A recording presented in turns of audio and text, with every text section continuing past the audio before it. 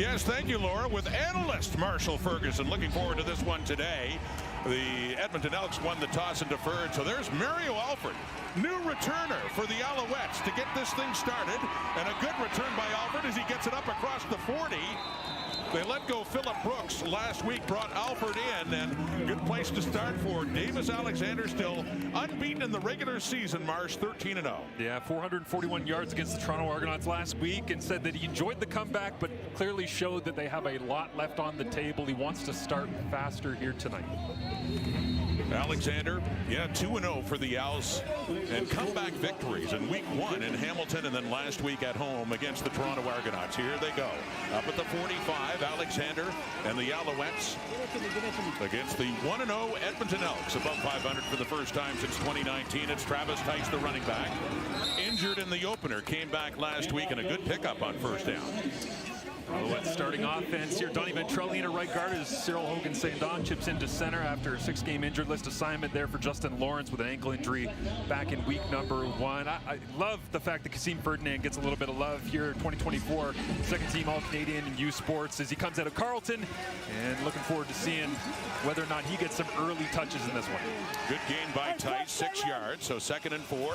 Alexander back to Tice. Travis Tice, a first down. He gets it across midfield into the Edmonton zone with a tackle by Jared Brinkman. Edmonton Elks starting defense across that defensive line. I think Jared Brinkman has got a huge role to play today as he's got to try and step in the wet, sloppy conditions. We got a little bit of wind. Nick Anderson pushed a bone back through his hand in week number 1 against the Ottawa REDBLACKS, stayed in the lineup, and J.J. Ross, he's going to have to work into that boundary and probably flop all over the place on the back end to try and assist with any type of motion and different formations that Montreal will utilize. Down to the 52 of Edmonton. A pump fake, a throw to the left, and it's caught by Tice for a moment, but couldn't hang on. Took a hit as he was trying to bring it down. So 3 straight plays to Travis Tice, but that'll be a 2nd and 10. Well, last week it was the flea flicker early on, right? This time they tried a little stock block this time with Hollins on the outside and sneak Tice, the running back, out of the backfield. But Cordell Jackson, not surprising to see him be the one that gets there. Made more plays than anybody in this secondary for the Edmonton Elks last year. And Tice trying to show off the hands, but again, aggressive early on from Montreal Alouettes passing attack. We expected it. We've seen it. 2nd and 10. Edmonton 52. Opening possession. The second part of our triple header today on TSN. With time and no, into the hands and drop. Good coverage there by Tyrell Ford on Tyson Philpott. It falls incomplete. 3rd down. Canadian on Canadian matchup immediately here, Rod. I love it. Is you see Tyrell Ford just kind of sitting there squatting, waiting it out. A little bit of miscommunication, which we don't see very often between Tyson Philpott and his quarterback Davis Alexander. Wondered whether or not a little bit of contact early, but already off and away from Joseph Sima. The lone returner back for Edmonton's Javon Leake, who takes it at the 14, and then out of bounds around the 20. So we saw Davis Alexander, and next up maybe 1 touchdown. He's not really into this 400-yard nonsense we've seen from every other quarterback in the league. Well, he's already gone against the Alouettes, did that last year, but you know he gets fired up against his old team. Faking the handoff off to the right and a little bit high, as that falls incomplete, intended there for T.J. Luther. Yeah, trying to get T.J. Luther into the flats this time and open up a comeback route immediately off play action with the comeback from Austin Mack. And you love Fajardo here, the patience that he has, because he's got pressure right in his face from Daniel Wise, and he's one of the most accurate passers in the CFL with pressure on. But high and away, wind, rain, everything else sliding away. But I like the fact they're trying to get Austin Mack into it right away, because he's an honorary captain today. First time playing against his old team in Montreal. You know, he's fired up. And yes, going to Mack, not Luther on that play. But a 2nd and 10, the 21. Underneath, and that is caught. Shy of a first down, up around the 25-yard line. And that's for another ex-Alouette, Keon Julian Grant. Keon was somebody that I'd like to see get going a little bit here, because he had 7 targets and just 3 catches back in week 1 on the road in Ottawa. So if they can get him rolled into this offense as you start to access a little bit of T.J. Luther, get Austin Mack going as well, I think that's where Edmonton's going to be at their best in the passing attack, but it all goes through the running back, Justin Rankin. Mario Alford back as a returner with the Alouettes. He was there from 2019 to 22. He has 12 return touchdowns in his career with the Saskatchewan Roughriders. A year ago, stepping out of bounds right there on the catch at about the 38, 46-yard punt. How about Davis Alexander last week, right from the get-go against the Toronto Argonauts? I love the fact that Davis is hot from the very beginning of this game, but also before he even came out of the tunnel here today in Edmonton, he's already firing up all of his guys. The way that he plays is so aggressive, is so downhill, and he's got that young Bo Levi Mitchell cowboy attitude of, if I see something I like, I don't care what the coverage is, I don't care what the down or the distance is, I'm just going to attack at all costs. Their second possession, a couple of carries and an incomplete pass for Travis Tice. And Tice gets his third carry of the ball game. Another good one, bursting through an opening in the right. And good running from Travis Tice again across midfield, and a big first down for the Alouettes. There is nothing better in wet conditions like this than being able to stay right down the rail. Anytime you can stick it right down that backside, if you get a nice little kick-out block and work your way to the second level, when a running back gets a handoff like this and knifes, he's thinking, I got 3, I got 4. Then all of a sudden he's at 10, 12, 15 and running at full speed. That is wonderful up front from the Alouettes. He has 3 carries for 33 yards so far in this game. And the Alouettes, the Edmonton 53, throwing quickly. To the left there to Tyson Philpott for his first catch of the game. He had a big game last week against the Argonauts. Staple of the Alouettes early on in football games. Jason Moss wants to get Tyson Philpott the football, and doing it isolated here against Tyrell Ford, running a slant route just to get him a little touch, but you never know, because as soon as you start isolating Tyson Philpott like this, the sluggo is coming, Rod. I'm telling you, at some point they'll be aggressive and try to catch Tyrell diving down to get an interception. And I think they went back to that as well, because we saw in the first possession Tyson ran the slant and caught it. Now they go back and find a different way to utilize it. And they gain 9 yards, so Dustin Crum is in for short yardage. The former Ottawa Red Black lunges across and doesn't need him enough to move the sticks. The drive continues down around the 42 of the Elks. You gotta love when Caleb Evans isn't available because of injury, and you can just go, you know, let's go get the guy that was the best at short yardage just down the road in Ottawa. Why not? Crum, of course, quite the story coming in 2023 at Kent State. Started a lot of games that year because of all the injuries, but was very notable for the many touchdowns scored in short yardage, with Alexander back on now. So Montreal's got something brewing here. Down to the 42 of Edmonton. Here in the first quarter, we're early. Play fake to Tice, throwing to the left. Nearly picked. It was bobbled by Sneed, down incomplete. The second down coming up. Yeah, J.J. Ross, good job of being able to drive on this. Tyler Sneed just lost his footing, but again, I like the concept, showing a heavy look, a couple of extra blockers up front, going with that play action, and then yeah, it's going to be one of those days as well as the new turf here at Commonwealth, maybe playing a small role in that one, but again, just Montreal's ideology on offense. We're trying to go heavy, play action, show the run, and then isolate your receivers that you love in Philpott and Sneed. Second down and 10. Alexander, plenty of time. He's chucking it deep again to the end zone for Sneed. And coming in there is Kobe Williams just as the ball was arriving. So the Alouettes trying to hit him with a big shot, and not that time. Third down coming up. Love the route combination here on the outside. Again, Marco Dubois in the backfield alongside Travis Tice, adding pass protection as they try to get a vertical shot to Sneed on the outside, and he basically dances Kobe Williams and makes him think he's going to the outside of the corner, maybe running a deep out, then gets back vertical. And they are going to take shot after shot. Most aggressive team in the CFL early this season on passes of 20-plus down the field. Jose Maltos Diaz now, a 50-yard attempt. He had a groin injury, a game-time decision to play. See if he has the leg. He does indeed, to put the points on the board for the Montreal Alouettes. Perfect so far. Stop moving your feet, because even if we're stopped in the backfield, he might score. Like, that's, you have to totally change your mentality to make that a reality up front. He is an interesting blend of speed and power. Showed that off in Ottawa and has the ball now, but Jeffrey Cantar getting the start at will this time after starting in the middle of the defense before with a big tackle. Opportunity for Arcu, tremendous as we look at the Edmonton starting offense, and it's Carter getting the start at right guard after the injury to Coulter Woodmansey. David Beard going into center. Mark Cordy's still listed as the backup. Kale Julian Grandis, I'd love to see him get going a little bit early on. They've already targeted him once. We'll see if they can facilitate a couple more touches. Lost a couple of yards on the play by Cantar Arcu, tackling Rankin in behind the line. Fajardo now in a 2nd and long. Has time off the fingertips of TJ Luther that time, and incomplete, and it's a 2-and-out as Jake Julian will be back on here for Edmonton. Tons of movement in the backfield from Cody Fajardo trying to talk things through with his receivers. The end result is just bouncing off the hands, incomplete to TJ Luther, but you can see all of the attention Austin Mack is getting on the outside, just running a little bang route where you run the slant and then back to the sideline, little in route in behind it. Fajardo knew he found the spot, but falls incomplete. The punt from Jake Julian. Mario Alford getting ready for his 3rd return. Back with the Alouettes now, his first game back with Montreal, and gets tripped up nicely. 2 on the floor on the graphic as well. Kenny Blaine, legend with the Winnipeg Blue Bombers. Back in the 50s and 60s is Alexander. Steps back, and he completes that 1-2, and that's Kasim Ferdinand, inserted into the lineup because of the injury to Jareth Stearns. Kasim Ferdinand out of Carleton. His father, Denny, played in the CFL back in the 80s. And they wanted so bad to get Tyler Snead on a vertical here. Davis set his feet there, his eyes there the whole way. And then what's great about Davis is that he has the ability to be a fighter where he'll hang on to the football as long as he needs to make the completion. That time fought his eyes all the way back from left to right and finds Ferdinand. What a great story.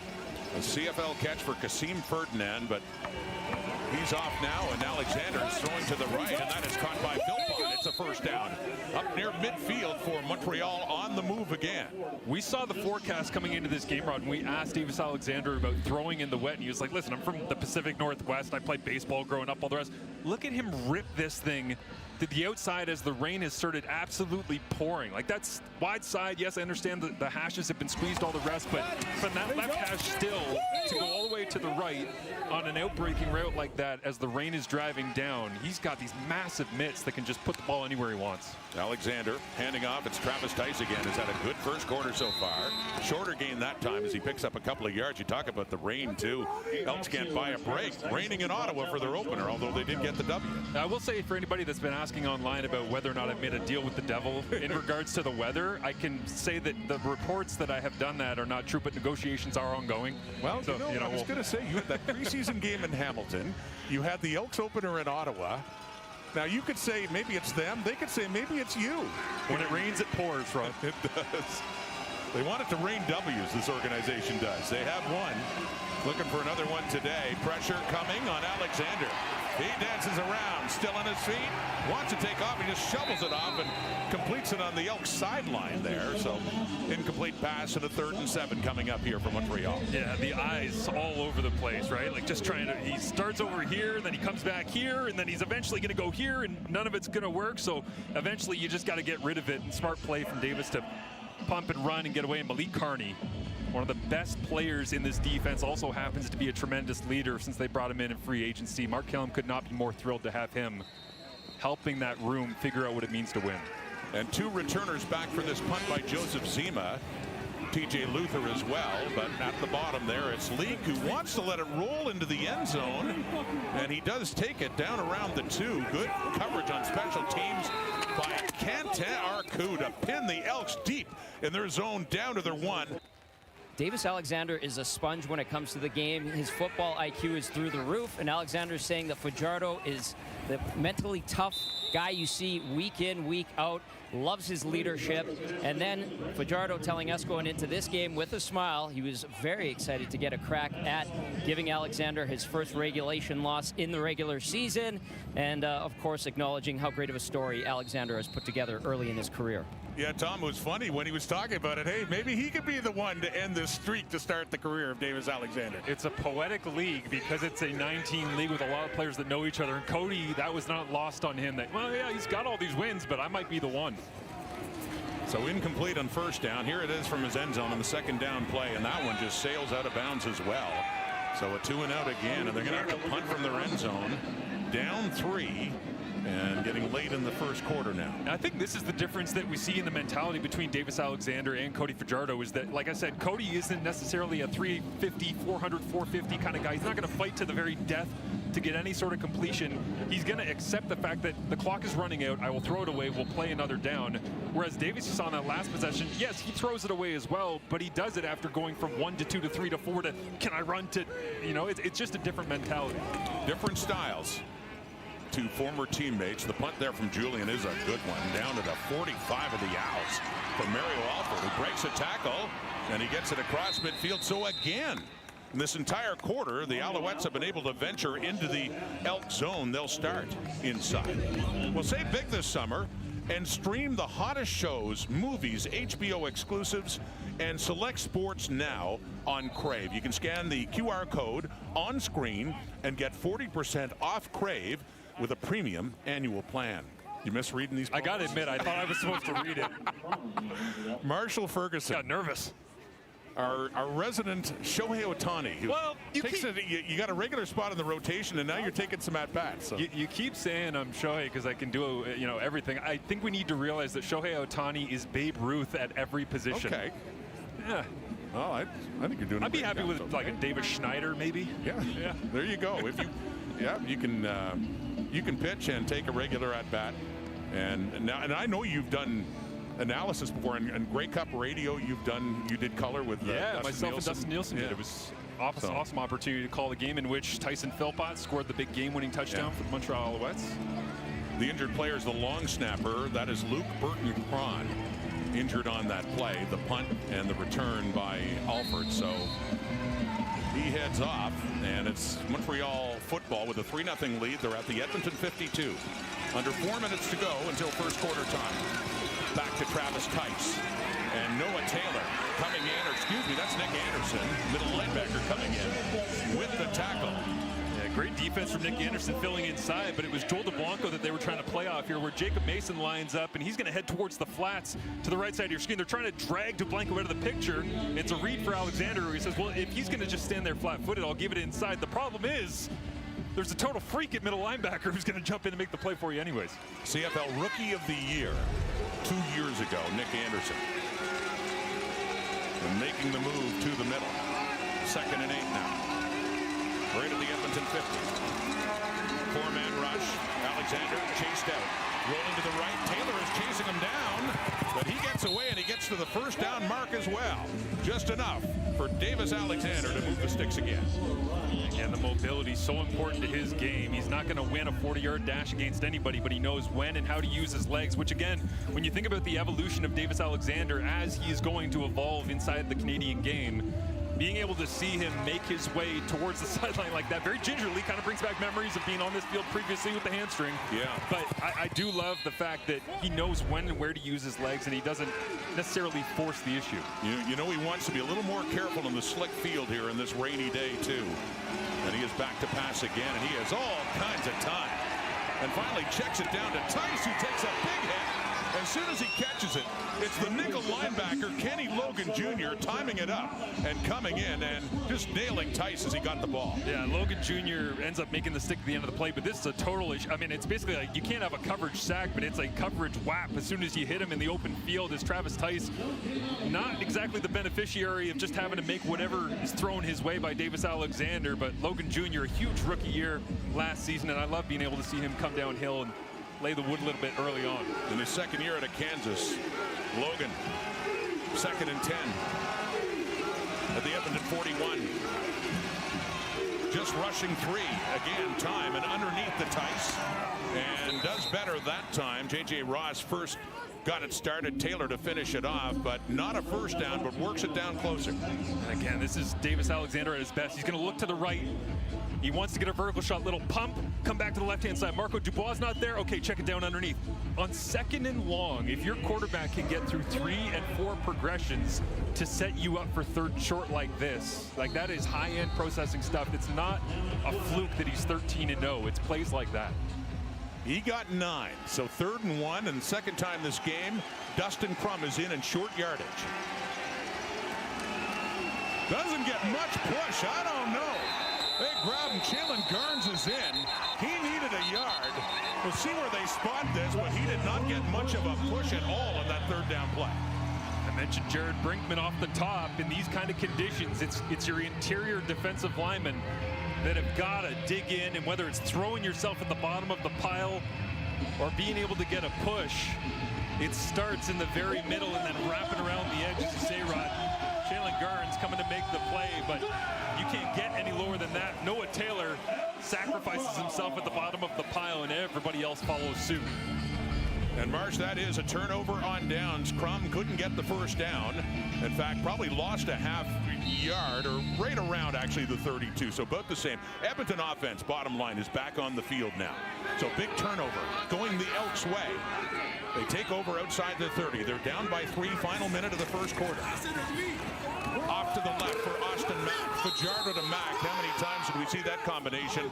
A couple of years ago in Montreal, and again for a touchdown in their debut with Edmonton. Mack's debut a couple of weeks ago. And again, Jared Brinkman, I highlighted on one side. The other defensive tackle, I think Mustafa Johnson's got to be massive against Justin Rankin. We haven't said his name all that much early on. Michael Alouettes, leading tackler in the Canadian Football League defensively last year for the BC Lions, and he gets relegated to special teams where he goes and blocks the punt. And then Kabian Ento, I feel like he's the forgotten member of this defensive secondary for Noel Thorpe's group.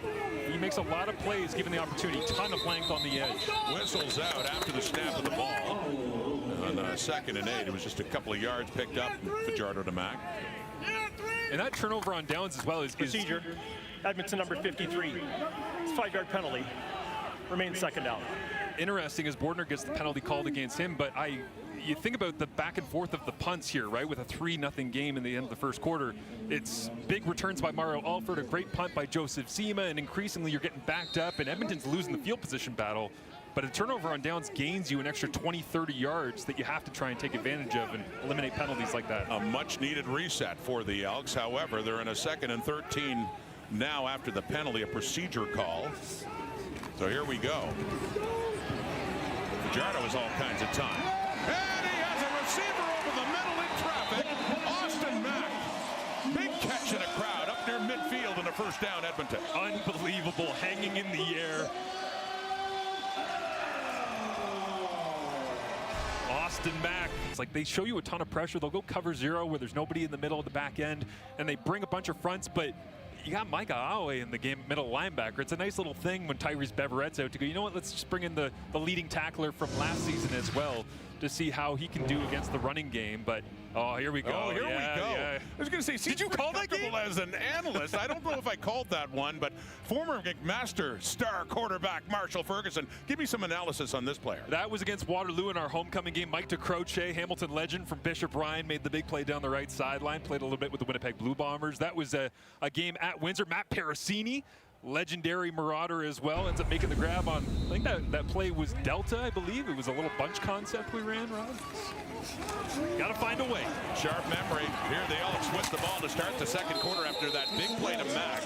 And that is first-year receiver. That is T.J. Luther taking it for another first down. And Luther, the only receiver that caught a ball back in week 1 for the Edmonton Elks that was over 30 yards down the field, but he pays a price going around the edge on this one. Najee Murray back into the lineup. He's played 67 games, all of them for the Alouettes because of plays like that. So here's Fajardo, faking to Rankin. Has time. And another completion. And the ball comes out, and did the Alouettes touch it before it went out? Looks like they did. Montreal football. Luther had it, took a hit, coughed it up, and it is the second-year safety, Nate Beauchemin, who's the last to touch it to give the Owls the ball. Well, number 23 is 23 years old. He's the youngest Montreal Alouette. And I love this throw from Cody Fajardo, just being patient, deep drop. He thickens Luther back down so he can catch it easily, but then coming over the top and the conditions creating that one obviously with Burns, but how about the smarts on Beauchemin knowing to just punch it out of bounds? Beauchemin secures the turnover, and it was Lorenzo Burns who wrapped Luther and forced that turnover right there. So Alouette football. Just as Edmonton had something going offensively finally, early second quarter, still just 3 points on the board. And in every possession, the Owls have been able to work their way into the Elks territory. They'll scrimmage just outside their 25.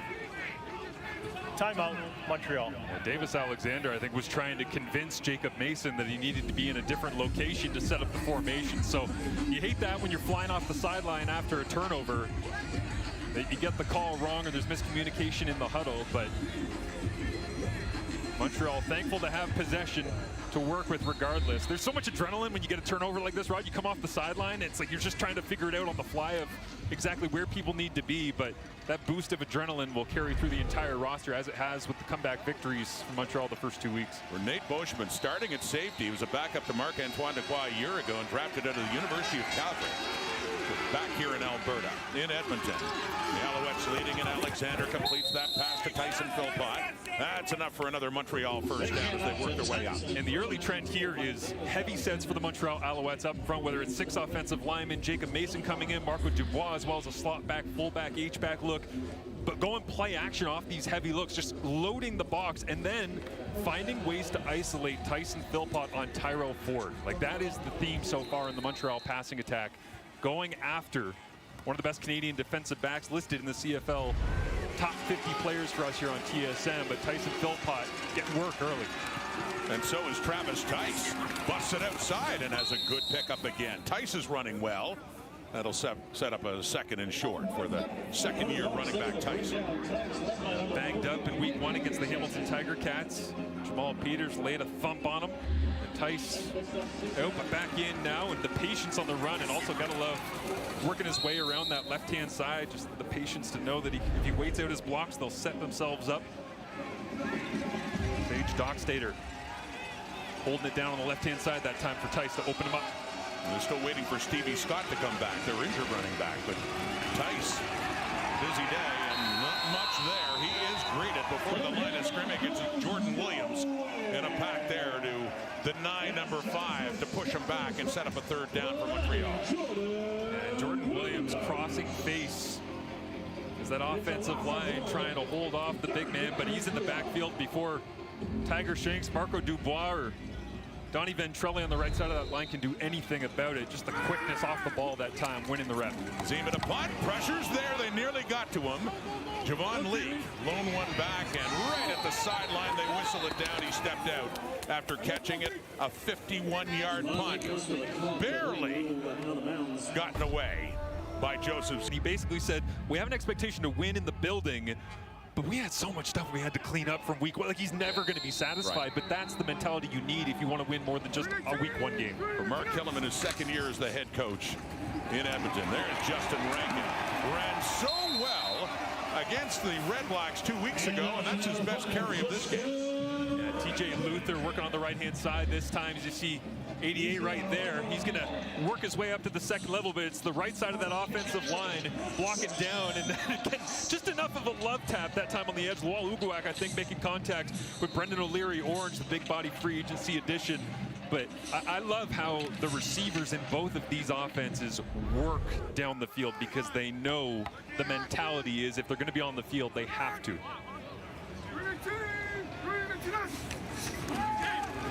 Fajardo to throw on a 1st and 10. Underneath, that is caught by Skylar Griffin, the first-year fullback at a UBC, and another catch for him. He had one in the rain in Ottawa a couple of weeks ago. Yeah, they got long-term plans, I think, for Skylar Griffith that are going to see his touches go up over time, as he's a big body. They use him on special teams, work him in kind of slowly, get him used to the rhythms of the offense, but he fits what they do with the big bodies as they go short yardage. Short yardage here. Looks like enough for the first down for Edmonton. And Cody Fajardo staying in to carry the rock. And again, the going heavy is, yes, you can say it's because of the rain, but it's really just a mentality, whether it's Mark Kellum or Jordan McSimic working with the Edmonton Elks, and then obviously Anthony Calvillo and Jason Moss for the Montreal Alouettes offensively. Is you go big, you show these heavy sets, you go play action out of it, or you just pound it right down the defense's throat. So a 1st and 10. They're at their 34. They're down by 3. Mike Alway coming in, get the hands up. He got it off to Rankin, though. And Rankin, not just the carry, it's what he can do after those short passes and the yards after the catch, with a flag coming out on that play. This is a hard one for Jeffrey Kenton Arco, is that he's trying to cover Justin Rankin out into the flats, but you're going to end up having the fire come off the edge. over from this side, and as it does, you know, you widen the release, but now Canton Arcou has got to track the whole thing down and make coverage. So, I mean, Justin Rankin, one of the best players in the Canadian Football League in the open field. Tackle, Montreal number 9. We'll add 15 yards into the play, and it's first down. As announced by the referee, Tim Croker, tack on 15 more on that horse collar tackle by Canton Arcou.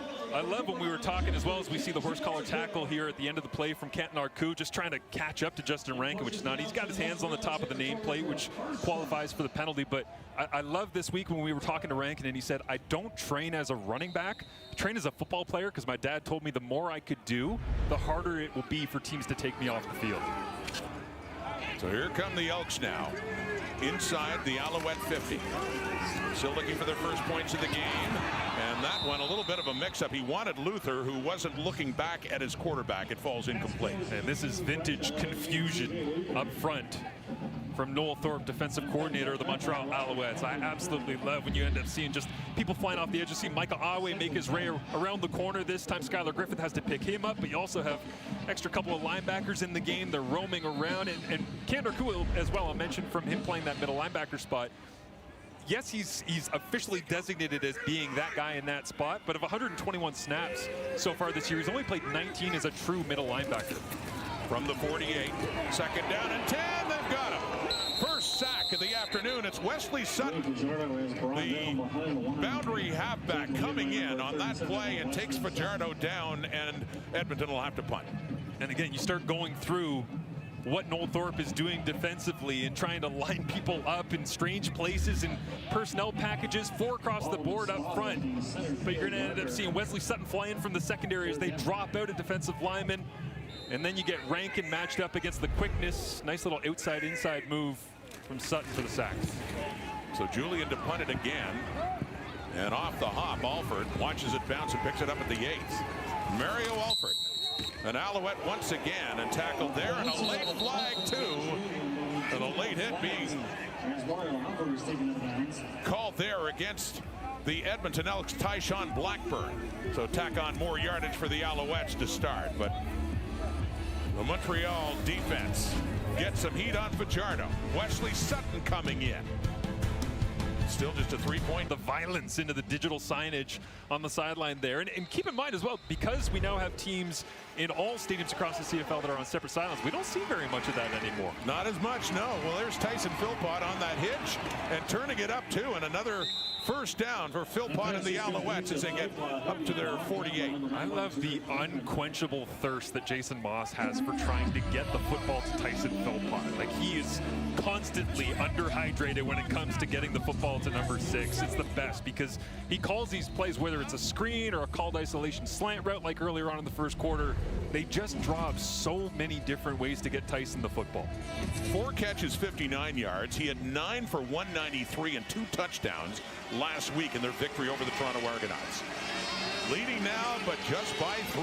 Low scoring here in Edmonton. Travis Tice, he takes a hit by Kobe Williams, but somehow he got past him, and finally Robbie Smith tackles him if he gets it to cross the 45, but still not much yardage to be had there for Montreal. That's not going to be a fun one to watch on film for the Montreal Alouettes because they're trying to throw a bubble out here to Travis Tice. And Marco Dubois and Steve Ferdinand are both wandering down the field as a bunch of green and gold tacklers make their way the opposite direction, and you get a sense for the speed that Kobe Williams is playing with. So you say low center of gravity Travis Tice, he bounces off the first, the second wave, but Montreal's receivers got to do a better job helping out. Still lost yardage, just could have lost a whole lot more initially with Williams in. So 2nd and 11 now, Alexander rolling around, and he's just going to take off. Gets the midfield, tries to dive to get to a first down, and comes awfully close. Right near the yard marker. Fights and fights and fights endlessly. Davis Alexander diving towards the marker to give them an opportunity, but he wanted to go to the left. Then he gets off of it, and then immediately what I love about this is Davis, can't really see it from this view, but he looks down the field to the deepest route possible. Some quarterbacks in scramble rules, they'll work short to deep. Davis works, as soon as he breaks in, he goes, where's the white jersey that's the furthest down the field that I can try and find? We just saw that from Chad Kelly in the first game of the day as well. He has 2 carries for 20 yards. That's enough for a first down too, Marsh, to the Edmonton 52. Play action fake. And then off to the left, lofts it over, it's caught. Alexander Hollins bobbled it, hung on to it, has his first catch of this game. And Hollins, who spent some time with Edmonton, has another first down for Montreal. Love this design from Jason Moss and Anthony Calvillo calling the plays. You're going to go 3 blockers back here, just a 3-man route. And then we see the climbing route. The great thing about this as he crosses the field from Alexander Hollins is watch the way that Davis just fades him to the open spot. It's like a pick and roll between Stockton and Malone where you just kind of throw it onto the high block and say, hey, you just go over there because it's open. I'll lead you. Don't worry. Trust me. Just a nice soft toss over J.J. Ross. It works out. Down close to the 30 of Edmonton. Alexander again wide open over the middle is Sneed. Tyler Sneed with it. And yet another first down for the Alouettes. And this is where you get a little bit of the Davis Alexander, Zach Collaros kind of feel where his kind of release is unconventional, but he just knows he has to get the football out. So even if he's leaning the wrong direction, his weight not where he wanted to be, his arm's not ready to throw, he'll just find a way to get the football out of his hands because he needs to. It's like a need-to-know basis at all times of when the football is coming out. So he gets Sneed involved. They're down to the Edmonton 16. Here come the Alouettes, up by 3, looking for more. Tice. He weaves his way through, finds the hole, works it down to the 5, and we've got yet another Alouette first down, a 1st and goal coming up. And Nick Callender getting all the way up into the 2nd level on this one, but they're reading off this outside edge, and as soon as Davis Alexander sees that the end man on the line of scrimmage, whether it's Robbie Smith or the edge there, then you get Cyril Hogan St. Dom working to the 2nd level as well on Joel DeBlanco. And again, being able to go right down that hash, like the first carry that we saw in this ball game from Travis Tice. When you can get vertical on 2 steps, it's money. So 1st and goal, right around the 5-yard line of the Edmonton Elks. Davis Alexander out of the gun, back to Tice, right side, 3-2-1, touchdown Alouettes. The impressive Travis Tice show continues as we have the first touchdown of this ball game. Everybody blocking down and just playing the numbers game on who wants to chase. And is there going to be anybody home at the end of the play to try and account for Travis Tice slipping out the back door? As DeBlanco dives inside, they lose gap control. Cordell Jackson one-on-one at the 1-yard line, and that's never going to work. That's some great blocking up front. You talk about 7 plays, 78 yards in just under 4 minutes with Travis Tice getting his first touchdown of this CFL season and having quite a day so far in the first half. Of the point after from Jose Maltos Diaz. Had a 50-yard field goal earlier and has that point after there. Tice, 2nd year out of South Dakota. As he does, that creates the numbers where Nick Anderson's inside, Joel DeBlanco's inside. You have that 1 defender chase, and that is the read for Davis Alexander that leads to only Cordell Jackson on the back end having to run all the way down from the deepest defensive spot that Edmonton had in their lineup into the end zone. Can't get there in time for Travis Tice. So here's Javon Leake on the kickoff return, taking it from his 10. And the Elks now in a 10-point hole on the Tice touchdown, making it a 10-0 Alouette lead. We get a look at the touchdown drive from the Montreal Alouettes. First of the ball game here is everybody's been hanging 50, 60 points in the CFL through the first 2 weeks and a bit, but a bit of a slower start points per game wise. Montreal trying to play catch up, and it's all based on the decision making of Davis Alexander. Starts to get into a rhythm. Noel Thorpe starts to get into the flow of his defensive play calling, which sets the tone for the Alouettes roster, and then Tice punching it in at the end. But I love the way that when Alexander is kind of in his wheelhouse, he is Offside, Montreal, Edmonton number 81. 5-yard penalty remains, first down. Little check down here, a little crosser there, a little sideline route. Now I'll use my legs. Now I'll take a shot down the field. Now I'll manipulate the line of scrimmage. We'll change personnel packages. Like Jason Moss has handed down his mentality to his quarterback as he's always done. And I like the way that he kind of is imprinted on Davis Alexander. That, you know, when we're at our best, we're doing a little bit of everything. And Edmonton starting 5 yards further back. Zach Mathis jumping early, so they have that offside call. So it's a 1st and 15 now. Back at the 32, Fajardo quickly to the right. And that is caught by Brendan O'Leary Orange, the ex-Ticat, with the ball up at the 41. He's doing some of the dirty work. Easy completion inside towards the end of the first half. Run a little hook, tee it up. Fajardo, easy look off to his right-hand side. Just trying to see Micah Awe expanding, but gets a little bit too vertical. Opens up the throwing lane. Fajardo loves the easy completions underneath to set up second and manageable. A lot of changes to that Edmonton receiving core from one year to the next, with Mack in and Josh Cephas too. Talked about Luther and O'Leary Orange, now a 2nd and 6. The pass again. Deeper. Deep shot to the right. Coverage is there. Off the fingertips and down. And they're playing out here with Beauchemin with the football. He forced a turnover before, being the last to touch it for him. It headed out, and Montreal football now. A flag is out on that intention to Luther, but Beauchemin again with the ball. Yeah, that Montreal sideline fired up as you get a look at During the return after the interception, made a foul, unnecessary roughness. Edmonton number 57.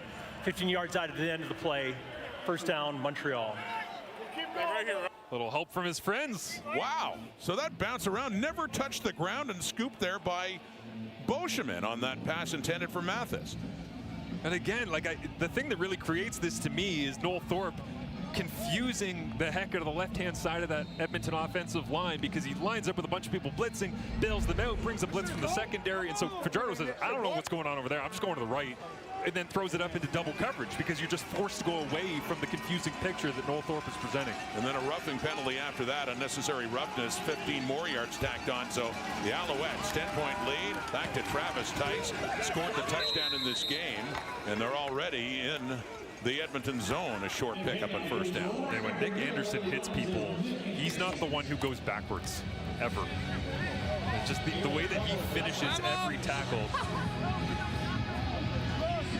reminds you exactly why, when he came in the league, you might say, well, he's short of stature and he might not have the measurables to do this or that, and then you just watch him tackle and you go, yep, you know what, never mind. And the 3-minute warning is given. And right now it's the Alouettes looking to improve to 3-0. Is Milt taking on a new role as well? This is for changing roles today. Laura Dyken in the studio. That's coming up. And yeah, the script, that's one great thing about the CFL. That script can change in an awful hurry, can it? Any given moment. Here's Davis Alexander. Gets it to Tyler Sneed, one of his favorite targets. Gets up near a first down. Sneed with a big day. And their opener in Hamilton with a touchdown catch there, and another really long one for Montreal in their victory. Yeah, it's funny, isn't it? Because, you know, Tyson Philpott goes for 193 last week against the Toronto Argonauts, and we very quickly forget that Tyler Sneed had 163 in week 1 against the Hamilton Tiger Cats. So, I mean, those are their two main weapons. Cole Speaker's on the 6-game injured list right now, which is why they're kind of mixing and matching some of the other pieces. But if you're playing a game of NBA Jam 2-on-2 and you want to pick two of the best in the CFL, right now, Philpott and Sneed are right there. They had an overall receiver back in 23. Fajardo was the quarterback at Austin Mack and Tyler Sneed. So there you go to Travis Tice at a very busy first half. And on that first down play, gets it down around the Montreal or Edmonton 30. Mixing up in the backfield as well as we go with the two running back set, which Edmonton and Montreal do more than anybody else in the Canadian Football League, as Lawrence is in, and then they split Tice out and get him a quick screen. They're trying to go with the Tice passing game a little bit today. It's asking a lot of Tyler Sneed to be on the outside, battling one-on-one, whether it was against Ross or Cordell Jackson. But Jason Moss trying to show a couple of different cards he's held close to the chest through the first couple of weeks of the season. He's up at 74 yards combined. Travis Tice is in a touchdown. And that one, closest receiver there is Marco Dubois. That's the ex-Ottawa REDBLACK, but off the fingertips and down. And again, I love the game. I love the concept because they're trying to catch your eye with Travis Tice flying out to the flats and then sneak Marco Dubois back into the middle of the field. And it's one of these things with Marco Dubois in his time with the Ottawa REDBLACks, where I constantly wanted him to get more action on offense, because you look at his frame and his build, his athleticism, and his speed for his size. Tenacious on special teams, and just can we get that guy on the field more? But sometimes it's a little clunky and awkward in those moments in the middle of the field in traffic. But I like that Montreal's trying to use him in new and different ways. Jose Maltos Diaz has a 50-yard field goal in this game. This one to be put down just outside the 38. And they wondered about his health, if he'd be ready to go. They had Lewis Ward standing by, but he seems just fine. He always flexes after making the... How do you flex the right leg that's showing it's actually healed? I don't know. That was his trademark, and he started in Ottawa on the practice roster backing up Lewis Ward. And As mentioned, Ward brought in just in case, but he seems just fine. Lewis Ward kicking in an Alouettes jersey. Yeah. While Jose Maltos Diaz is on the field also kicking was a very strange sight for you. But it was great to see Rick Campbell, who's with the Elks organization, go over and say hello to Lewis Ward. Obviously, the Ottawa connection's there, but that guy's not going anywhere anytime soon, unless it's an injury. Maltos Diaz from Monterrey, Mexico, took over from David Cote a couple of years ago, and he's been a stalwart there in the kicking game for the Alouettes. On the toss, left, turning it back up is Rankin.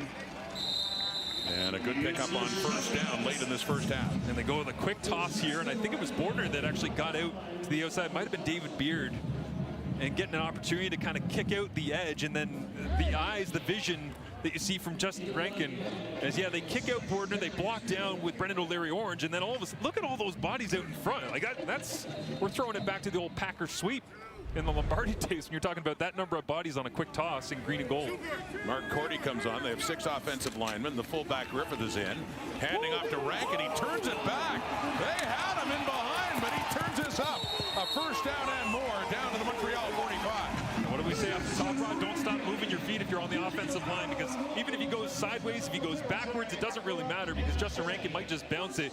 He creates space here. They got all these moving pieces in the backfield. Mustafa Johnson misses up front, and the big man gives chase, but the speed of Rankin kicks in after the physicality. And obviously Montreal wanting a hold outside on Isaac Adeyemi Berglund, but I don't think there was quite enough there. It's just the fact that Rankin is impossible when he has that speed-power combo. Rankin 33 yards rushing now. He had over 100 2 weeks ago in their first game of the season in Ottawa. First and 10 at the 45, looking for points before the break, turning it back again. Oh, Rankin making something happen as he gets it down to the Montreal 30, where once again they had him in behind the line. So this is an 8-man box. There's 3 receivers that are available, and they decide to run the football, and I'm ready to start saying this is a mess. There's no way you should be running into the middle of this. But again, stop your feet. Should be a tackle for loss by 1, 2, 3 players. Reverse the field. Cody Fajardo does a good job getting out in front, and then it's just Rankin magic. Donovan Manuel had a hand on him for a moment. A few Owls had a shot, but then the payoff down the road and another first down. Here come the Elks down to the Alouettes 31 now. Back to number 5. And gets but 4 more yards. Tripped up there by Mustafa Johnson, but he works it down around the 25 of Montreal.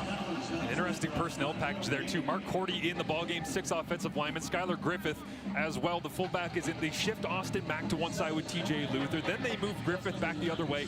Then they show kind of this ghost end around look from TJ Luther, and just give you a simple little handoff inside to Justin Rankin. It's like the most eye candy you can ever imagine to confuse Montreal defensively. It's a simple handoff for a solid game. This is as deep as Edmonton has gone in this game, approaching the 25 of the Alouettes, down 13.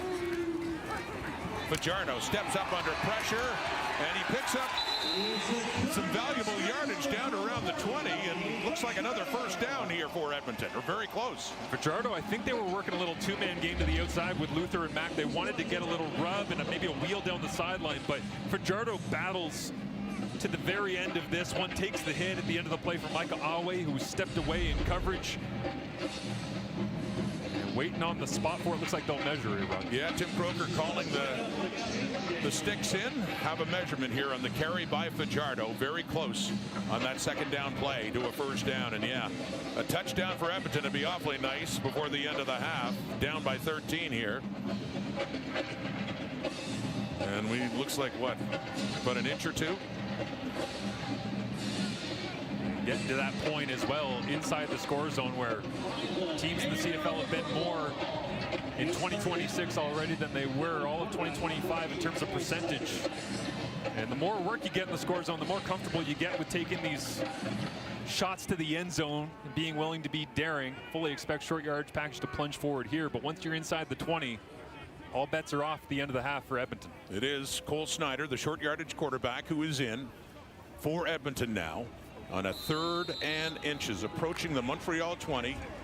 105 and counting now until halftime. Get the first down, then think about getting into the end zone. Snyder doesn't get much, didn't need much. Looks like he got to about the 20, which is definitely enough. 52 seconds on the clock now.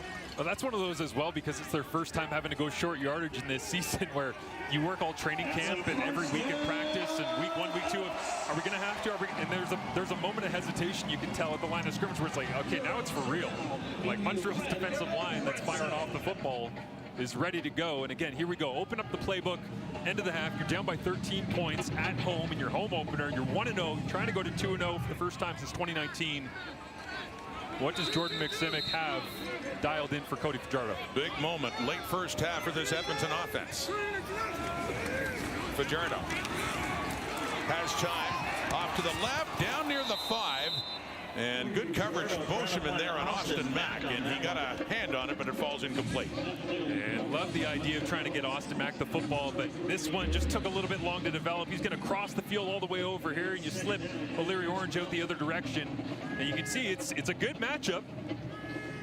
They knew they wanted to go to Mack the other way, but when you have a defender who's kind of outside leverage as you're trying to cross his face all the way the other direction, if they would have snuck him out the back door clean, maybe, but great play on the football. Tell you, Nate Boschman's had himself a half, hasn't he? Involved in 2 turnovers. The new starting safety for the Alouettes. 2nd and 10, Montreal 20. Off to the right, Keon Julian Grant trying to keep those feet in bounds. He does, and another first down for Edmonton. Whether you want to call it a fly and die, a little hang route, whatever your terminology is, Keon Julian Grant, the master of just hiding along the sideline that time. Great pre-snap battle of the minds with Cody Fajardo against Noel Thorpe. Used to be practice reps, now it's in the game for the first time, with Cody getting an opportunity here at home to play against Montreal, but just taps that left foot down, sneaks the right one in as well. And we have a 1st and goal at the 9. Here we go, 34 seconds till halftime. 13-0 Montreal. Elks knocking at the door. Pressure coming. Quickly gets rid of it to the end zone. Touchdown. Austin Mack has his 2nd in green and gold. A flag is out, but it doesn't look like it'll matter. For the 2nd time this season, it's Cody Fajardo to Austin Mack. Montreal number 23, penalties declined. Result of the play is touchdown. In the back right corner of the end zone. This time it's at home against the team they used to play for in 2023. Fajardo going there the whole way, but watch the body control. There's no X's and O's on this. It's just a slot fade, getting tangled up one-on-one. Going against Nate Boschman that had the interception earlier. And Austin Mack, so many times for the Alouettes, showed that kind of control. Now it's all in green and gold. Cody Fajardo was saying how much this game means to the ex-Alouette Austin Mack, facing his old team for the first time. As you talked about, they made him a captain for this game. And it wasn't lost on him, the importance of it. A flag is out in the point after try. I love Cody saying that his heart rate looked like he was going about 150 from like Monday. It's like the second he realized it was Montreal week for the first time getting to play against them. But again, just a simple slot fade, like being able to basically, Cody identifies, there's the coverage, let's go after this guy and just let Austin do what he does, which is find the football in the air and adjust to it. It was a great combination with Montreal. They won a Grey Cup together with the Alouettes in 2023. Montreal. Penalties decline. Convert is good. So as Tim Croker says, the point after is good now, but Fajardo to Mack. Saw it with the Owls, we're seeing it with the Elks. Love the little wide, and as soon as you get kind of inside, not even really that much of a stick. Like I say, this is just, that's school ball type stuff, right? Like that's, you're playing with your friends, you're playing flag football, like Paul Lapalisse and Team Canada, and all of a sudden you say, I want to go ahead and attack this player. And typically, you know, you get a young free safety, 23 years old, Nate Boschman, you say, well, we can go after this guy and beat him in man coverage, whatever. I think they have a lot of respect for Nate Boschman. I just think they have more confidence in Austin Mack. They combined for a touchdown in the Grey Cup back in 2023, and he made a ridiculous catch in that Grey Cup game, by the way, to start the second half on a 3-play drive that got them right back in it against Winnipeg. The little back shoulder one, I believe it was, right? That they were kind of fading his way towards the far side stands away from the booth in Hamilton. And I love the way that Austin Mack is so unassuming, right? Like he doesn't have this massive, it's kind of like Kenny Lawler with the body control. It's like you just jump and you float and the body twists, and it's a great skill set to have, and it matches perfectly with the way Fajardo can locate the football. Well, they let him go back in January before his bonus kicked in, and he said, you know, he was fired up for this day against that team. Austin Mack, a touchdown against the Alouettes that has got Edmonton right back in it with a half minute to go until halftime. Here's Mario Alford, the new returner for Montreal, and a good tackle as well. Daryl Jabome, third overall pick in the most recent CFL draft, in on that special teams tackle. I love seeing Jabome being able to make a play on special teams. They're starting to build up. It's part of the organizational growth here in Edmonton of, can you get, you know, a Justin Pace, who's a Montreal native from the Queens Gales, and work him into the lineup as a backup linebacker that makes special teams plays. Same thing with some of the other younger guys that they've been able to draft the last 2 years. The depth drafting and finding a way to make plays on specials is huge in the CFL, and right now that's helping Edmonton get back into the rhythm of things. By the way, the Elks had 5 first downs on that drive before. They had 5 before that all game. Wow. The Montreal ball, Travis Tice also had a very good first half, and the touchdown for the Alouettes. So you start thinking about, even with 18 ticks left, if they can have a big play and get close enough for the range of Maltos Diaz. And I guess what is the range at this point with that right hip flexor that he's battled through going into week number 3, as they look like they'll... Well, he had a 50. Wave the white flag, but yeah. But no, not thinking of that, evidently, as they'll be content to take the lead, a 6-point lead, into the dressing room at halftime here at Commonwealth Stadium. Interesting first half. Alouettes really dictating things, but that late drive by Edmonton. And that just are uncharacteristic of us. So that last drive was good to help us settle in. We went in the locker room, regrouped, and we're going to play a little bit cleaner in this second half because we need to in order to have a chance to win this game. Okay, I have to ask you about this weather, because it's raining, it's stopping, and then it rains again. How much does that affect the play calling and what you guys do? It's just annoying. You know, you think the weather's good, then all of a sudden it starts raining. It's just, you know, it's weather, it's Canada. You got to thrive in the rain. We did last week again, or 2 weeks ago against Ottawa. We got to do the same thing. 2 turnovers in the rain. You can't do that. It gives yourself a hard chance to win the game. So we got to protect the ball in the second half and give ourselves a chance to win. All right, good luck in the second half. Thanks for the support. And they will get to start the second half with the ball. There's Javon Lake back to get it, along with Isaiah Knight. So, yeah, 13-0 at one point for Maltos Diaz and the Alouettes. But the most recent points, important ones, scored by Edmonton. 6-point ball game as the second half is now underway, and it's Leak running in to get it outside his 20. Showing a little reverse there and keeping it, and then gets upended by Nate Boschman, who had an interception. Another turnover forced as well in the first half. But look at the first half of Cody Fajardo. And Boschman absolutely everywhere in this ball game so far, including an interception off Cody Fajardo in the first half. It's interesting, he said they just need to play a little bit more clean football. It sounds like he's been on the tablet at halftime and was going through some assignments that perhaps were missed. But the turnovers are an issue. Montreal will make you pay for those. I didn't think it was that sloppy of a first half considering the conditions, though. So Cody, we'll see what his approach is as they try to get lined up here for the first snap, second half. 10 for 17 for 114. Had that touchdown toss to Austin Mack. Late in the first half, back to Rankin. The same.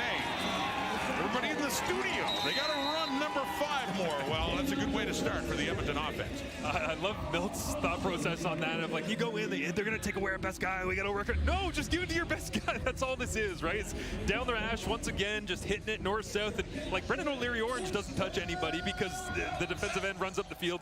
And you got Cody Fajardo bootlegging, and they take away him, which, I mean, if you're going to run 2 people to nobody, Justin Rankin's going to take those numbers. Well, Rankin is good at running in the rain. We saw that in Ottawa. He doesn't like it. Nobody does, but he can be effective. That's Keon Julian Grant. The catch and the run, and a late flag coming out as he's pushed out by Jeffrey Cantin-Araku. Looked like a hold out on the receiver that time, trying to spring Keon around the edge, which again, I like getting him the football in a variety of different ways. 10-yard penalty, remains first down. And as Keon bounces out, I think you're going to see it just on the inside slot back, getting a hand hooked in. That's the outside. Yep, it was, looks like Austin Mack out there, but an excellent job of knifing, I will say, on the defensive back Burns that time, because as soon as you do that to a receiver who's trying to set himself up, he thinks he's just going to sit there and, you know, settle in, and all of a sudden you fly towards the football and force the issue. So they're pushed back to the 38. It's a 1st and 20 now. Fajardo and the Elks. And throwing off to the left, and that is caught, and turning it up is Luther. TJ Luther, first-year Elks receiver, getting up close to the Edmonton 50. Get an opportunity to see some of the screen game coming alive as the wind and the rain starts to filter its way back into the annoyance of Cody Fajardo to start off the second half. But look right, come back left, get it out. Justin Rankin gets involved in the blocking scheme, trying to sneak extra offensive linemen out in front down the field. Can't get there in time, but this Edmonton Elks team loves running screens just like Montreal does. Jason Moss, always been a part of his offense. 3 catches, 42 yards for Luther. He had 5 catches last week in Ottawa. Under pressure, Fajardo running around. He dumps it to Rankin, but he goes out to block for him. And a nice block on Micah Alway by Cody Fajardo. And a good run after by Rankin. However, there is another penalty.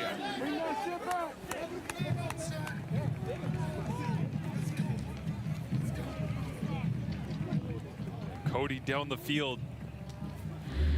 Couple of different times in this ball game, he's got out in front Directional conduct of Rank. Montreal bench. 10 yards out at the end of the play. It's first down. And Montreal maybe calling for a legal forward pass or something that the officials didn't like on the sideline there. Cody wearing it from Mustafa Johnson as well, but hey, if Seven's going to go for a jog down the field, he's free game. Fajardo with the escort for Rankin there, and Jason Moss unhappy. They just got a bench penalty, if you will, objectionable conduct. So tack on 15 more. They're down to the Alouette 36. Opening possession of this second half. And a first down. Down 6, but a great place to go to work now, as it's in the hands of Rankin again. Finds some room, still going. Touchdown Edmonton. What a run by Rankin. And what a way to start the second half for the Edmonton Elks. Jordan Murray just had the greatest unintentional block in the history of the Canadian Football League. He gets actually losing his edge right here, playing at right tackle.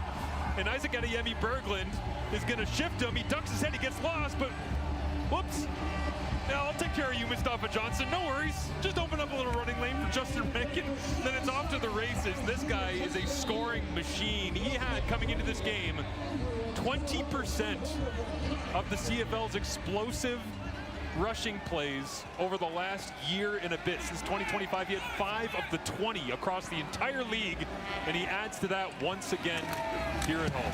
Point after try by Vincent Blanchard, and just like that, to start the second half, the Edmonton Elks have their first lead of this ball game after a 5-play drive. Successful. I think we saw that from a guy that's going into the Canadian Football Hall of Fame as well, announced just the last day or so, Sean Millington. Same idea, power, speed. Great combination of the two. There's the other number 5 who's had a good day.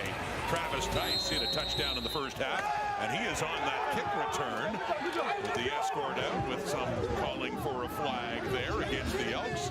But Montreal and Davis Alexander coming back on now, and for the first time in this game, they do trail by a point. Justin Rankin, we've seen him have success here in Edmonton, but anywhere that he goes, points follow. And you might look at this and say, okay, 160, but 108 of them are indoor football league, and that, how weird is that and different? No, look at like university production. You're at Northwest Missouri State, he's going over a touchdown per game. Kent State is a good quality team that plays in those conference games. Like it's kind of inevitable, right? Like you put him on a football field, you put him in pads in any scheme, and he's just going to find a way. And he looks like a natural running back, of course, but he was a receiver for a time too. Well, I mean, they had him at receiver, and then they released him because he had a hamstring injury. They bring him back in 24 because G.R. Simon says, I need you to play running back. And then his 3rd game with the team, he goes off for 17 carries at 100+ yards against the Hamilton Tiger Cats, and they're like, yeah, you're the running back. You might be good at this thing. Justin Rankin, the touchdown to put the Elks on top. It's a 2nd and 5 now for Alexander and the Alouettes.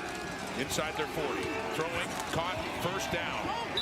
That's Alexander Hollins with another catch in this game. And this is a pure palm throw because it is pouring directly into the face of Davis Alexander right here. He totally changed his release on the football. If you watch his right hand as it comes out, you're going to see this is basically just like it's like the old school Phillip Rivers shot put. Like, don't put your fingers on it. Make sure the ball is sitting directly in the bottom of the palm of your hand. As long as it gets there, it doesn't matter if it's ugly. Well, let me ask an old quarterback. You played in conditions like this, right? Yeah, I mean, you just have to change your approach no matter what, especially on plays like this where you're rolling away. Throws it again. It's caught again.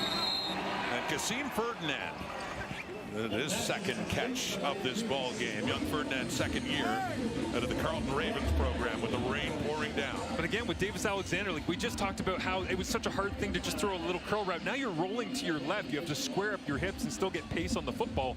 He's made some weird, wonderful throws early in this season where he's in a body position that just shouldn't get any pace on the football whatsoever. The Tyler Snead touchdown in week 1 against Hamilton was the same.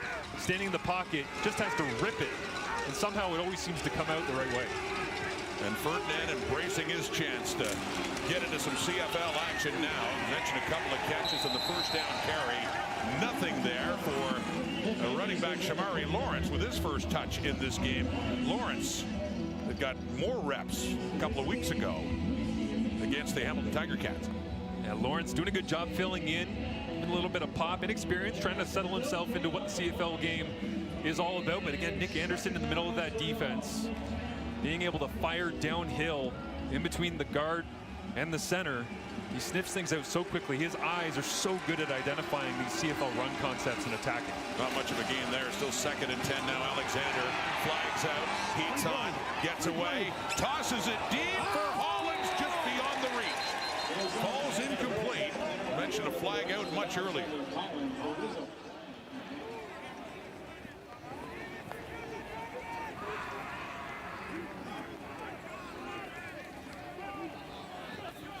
Procedure. Montreal number 15 was moving at the snap. Penalties to Clyde.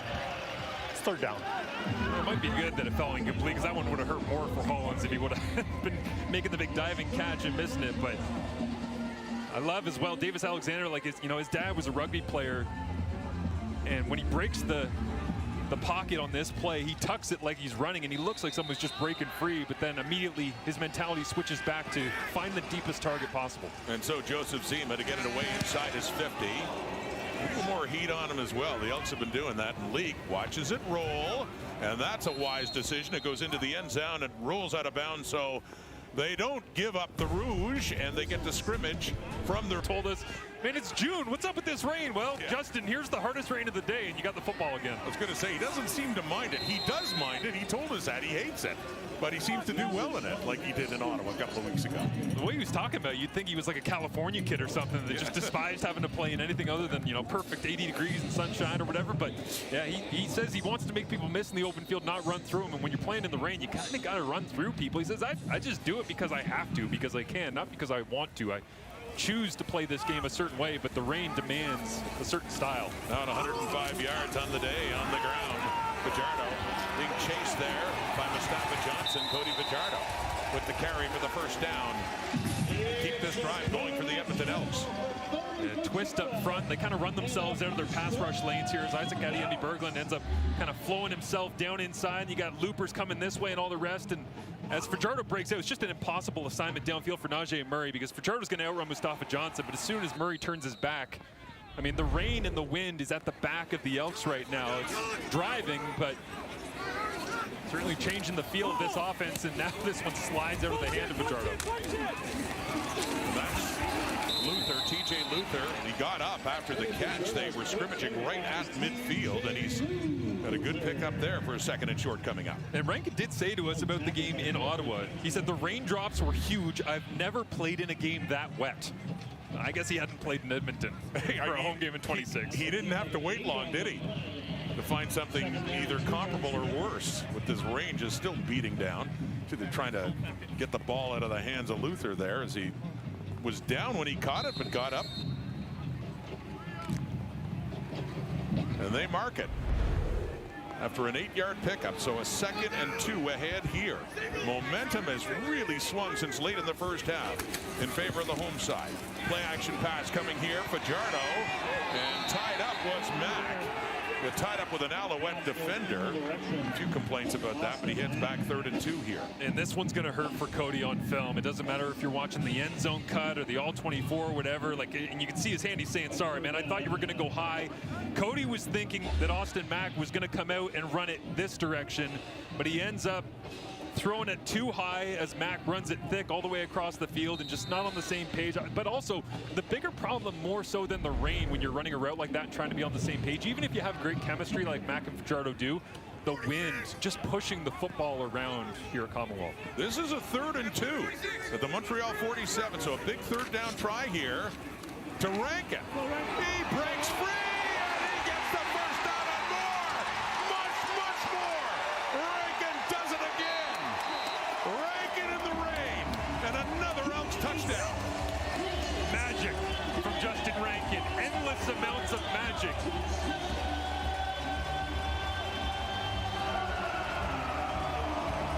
Great job by Cody Fajardo playing through it.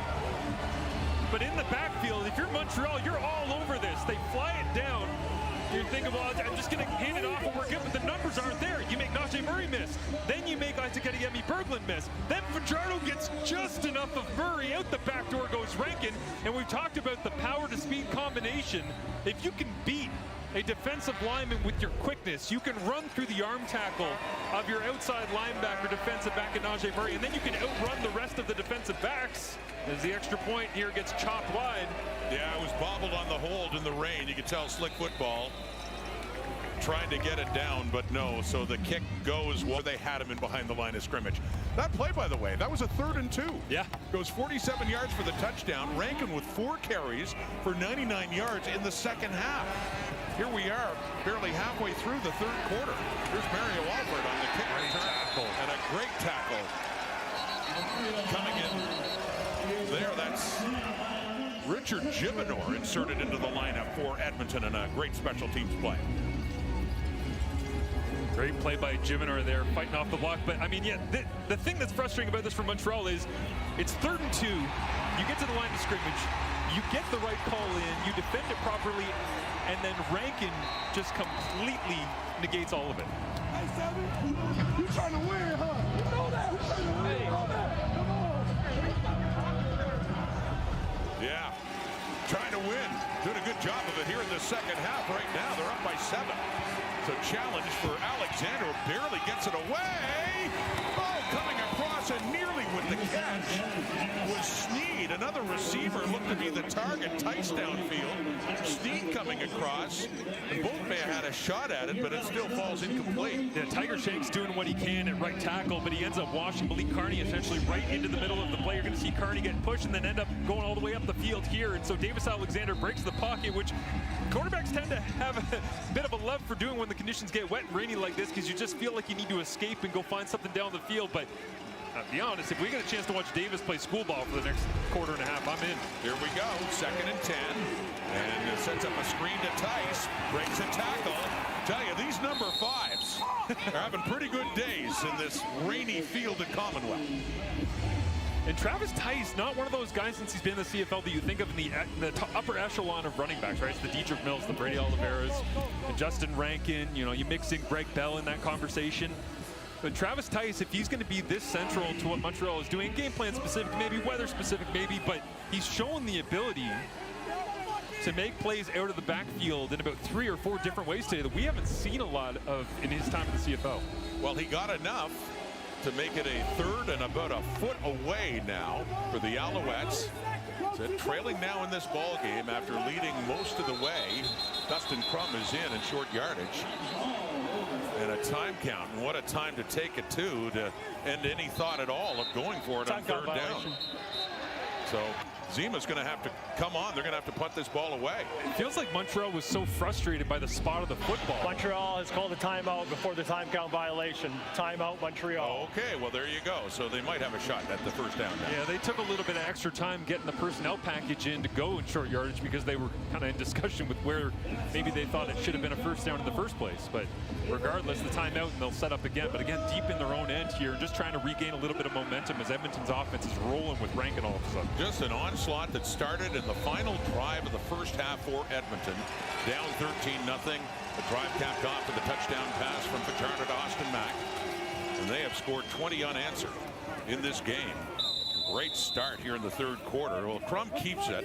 So after the timeout, they go for it and get the 1st down. Again, the Montreal offense combined 67 points in the game against Toronto last week. 900 passing yards all the way. Just a completely different requirement and feel of game, but you expected that because these are the 2 teams that play the most with 6 offensive linemen, run the most play action run, They screen pass the most in the Canadian Football League. So Montreal having to show a completely different side of themselves here today, but trying to answer the bell. Well, they answered it in Hamilton in week 1 and against Toronto. They've come back twice to win it. There's a pass again to Tyson Philpott, and a good yardage after the catch to pick up another Alouette first down. And again, if you can't throw it down the field, the wind and the rain is into your face, then why not get it to Tyson Philpott as they're going to cross here with Lawrence, and then quickly, I love this release from Davis Alexander. One step, rip, on target, upfield shoulder. You get your receiver in space. Offensive line downfield trying to help out as well. Donnie Ventrelli ends up sliding his way across the turf at the end of that one. But any way you can get Philpott the ball, it's likely going to end in a first down. Up to the 47 now, the Alouettes. 3.5 minutes to go till three-quarter time. Deep down the right and knocked away nicely by Cordell Jackson in close coverage there on Philpott. Good defensive play, Edmonton. Coming into this ball game, Tyson Philpott 3 of 3 on contested catch opportunities, led the Canadian Football League in that metric, and this one will go down as a victory for the Edmonton defense. And Alexander trying to stretch it, almost a little halfway between the back shoulder and trying to throw him upfield. Well, we've seen with that combination so far, when it's Tyson Philpott, even with someone all over him, it's still a catchable football. Absolutely. So 2nd and 10 now. Getting away from the rush, taking off to the left, and throws on the move, and it's out of bounds, incomplete. Intended targets there. Ferdinand was there and Philpott. To no avail.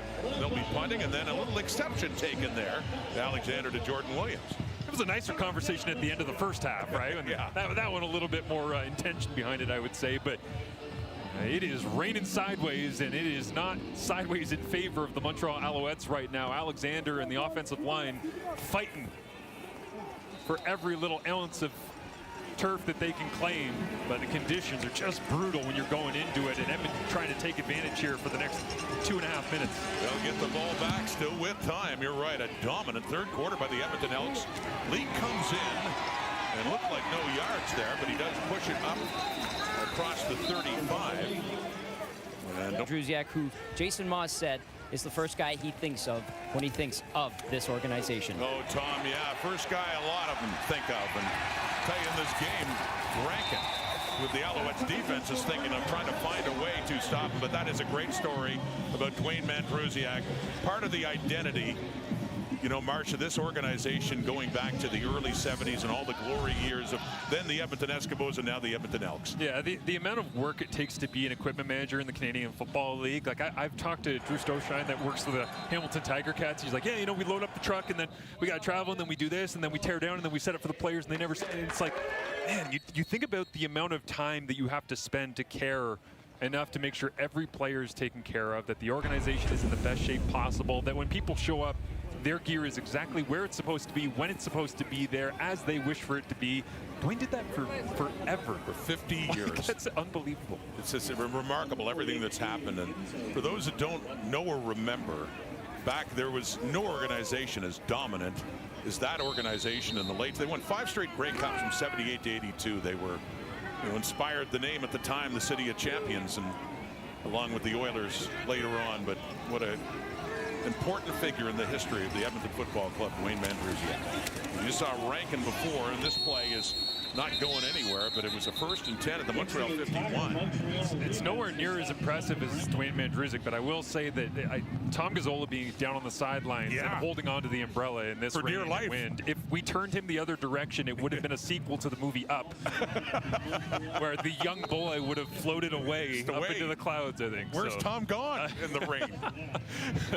That is incredibly impressive to hang on to the umbrella down there in these conditions. It is. I was going to say, easy for us in the comfort up here in the booth and sheltered, but way to go, Tom.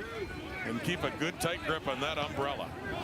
The rain coming and going and coming hard at times. From the Alouette 52, Fajardo throwing off, going up and getting it and hanging on to it.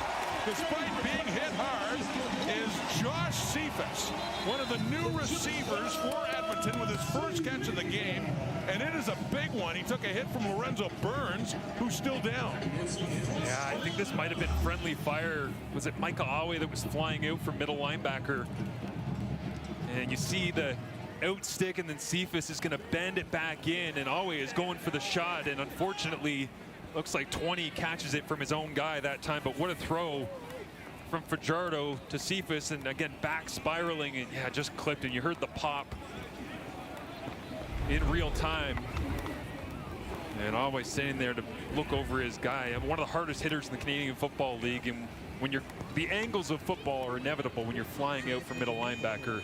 Sometimes that is going to happen, but you can see the expression on Jason Moss's face, just concerned, because he knows that when Awe hits, it's never a light dose. Renowned hard hitter Mike Awe coming back to the Alouettes this year and getting the start with the injury to Tyrese Beverette. They juggled things at linebacker. Awe had a great play in special teams last week in a big block punt that ended up being a Montreal touchdown. So good to see Burns, the starter in the boundary corner, getting up after, as you say, friendly fire from Awe, and after a great catch by Cephas in his first year out of University of Texas San Antonio. It likely means Don Cowles comes into the ballgame, or we could see Jonathan Sutherland get an opportunity here as well, listed as the backup free safety behind Nate Beauchemin, who's taken all the reps at that position early on this season for Montreal. Well, the bottom line is Edmonton on the move. The last 3 drives before this, 9 for 70 yards, 5 for 72, 5 for 70, all touchdowns, and here they come again. Back to Rankin, trying to feel his way through. He does not give up, but that time he just can't get away. They got him down low. The tackle was Corey Roberson who had him wrapped up and on his feet. This time, to me, it's a little bit of hesitation from Jeffrey Canton-Arcou, who's coming off the edge, and because of the touchdown that was scored where Justin Rankin ran away from Najee Murray and Isaac Adeyemi-Bergling, you can almost tell Canton-Arcou kind of comes off the edge and he's like, do I even bother diving down in? Do I stay patient? I think Rankin makes you question just about everything you do fundamentally on defense. 2nd and 9. The Alouette 28. Canton-Arcou chasing down Fajardo. He does get rid of it. He throws it away. And so it'll be a 3rd and 9 coming out, and a field goal try to see if they can make it a 2-score game. Begins Vincent Blanchard. Will try a field goal just across the 35 to see if he can make it a 2-score game. And that momentum for the Elks continues. That is 23 unanswered points. After trailing 13-0, they now have a 10-point lead over the Alouettes. Well, the 2026 FIFA World Cup will continue tomorrow. Spain taking on Saudi Arabia. That's at noon Eastern time. And then Belgium faces Iran at 3, followed by Uruguay versus Cabo Verde at 6 Eastern time. The day will wrap up at 9 Eastern. New Zealand taking on Egypt. That's live from Vancouver. You can watch all the matches on TSN, CTV, and Crave. I should have let you in earlier. Should have let. How about Canada? How about the 6-0 victory over Qatar? Unbelievable. And there's Ferdinand in for the Alouettes at receiver, and he has his 3rd catch, and that one's for a 1st down for Montreal, just across midfield. I love seeing Ferdinand getting some love in this offense with Cole Speaker out, Jarrett Stearns out as well, and this is the reality of the Canadian Football League, right? If you're going to get your opportunity, you got to make the most of it. And he hasn't had many chances, hadn't had a catch before coming into this game in his young CFL career since coming out from the Carleton Ravens program, and they got to be proud of him back in Ottawa, watching the way he's performing right now on the road in Edmonton. Mentioned, you know, his family's very proud. He never got to see his father, Denny, who played in the CFL for 8 years, who passed away, sadly, before Kasim and his twin brother were born. But to see him out on the field now in the rain in Edmonton and catching passes, that's intended for fullback Jacob Mason falling incomplete. Yeah, it's an unbelievable story to think that the familial connection to the Canadian Football League, and despite not being able to actually meet your father, to play in the Canadian Football League. And I mean, you see a little 6-yard completion, whatever it is, over the middle, and the average fan goes, oh, whatever, it's a nothing play. But that's not a nothing play to him to be in this game. 3 catches today, Marsh. They're the first 3 of his CFL career. Amazing. His father, Denny, played for the old Montreal Concord, the Ottawa Roughriders, the Saskatchewan Roughriders as well. From the Edmonton 53 and a 2nd and 10. Alexander to the right. It is caught by Alexander Hollins down at the 30. So down 10 all of a sudden. Here come the Alouettes. And I love the route combination on the outside here. It took a lot of time and development, but Tyler Sneed ends up kind of running vertical as he shifts out there from Malik Carney. Fakes the little out route, sticks back to the inside, but on the outside it's a comeback route. Lots of time from the offensive line. You see inside goes Sneed, draws some coverage, and then Hollins just kind of hiding along that sideline, and here comes Montreal once again. Alouettes rain driving down at Commonwealth to the Edmonton 30, trying to swing the momentum back. They have been under siege since late in the first half.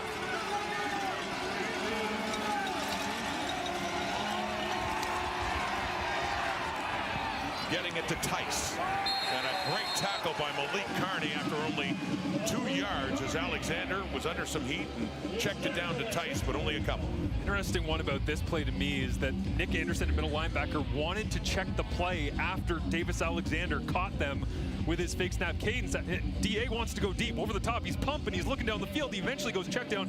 J.C. Sherritt stepped out onto the field in his second year as defensive coordinator and actually told Anderson, pump the brakes. Don't change anything. We have the right call on. Leave it. J.C. was right. Sure was. It's a 2nd and 9 now. That's it. They got for Tice. There's pressure coming now. Alexander. And under the heat, he throws it away. And so a 3rd and 9 is coming up. And another player down or slow to get up. A little skirmishing behind the play that time. Some linemen getting tangled up in the wet conditions at Commonwealth, but a good defensive stand that time by J.C. Sherritt and his defense. So Jose Maltos Diaz comes on, and 2 for 2. Yeah, he had that 50-yarder back in the first quarter to get things started, and this much closer. Zima to put it down just inside the 37 to get them back to within 7.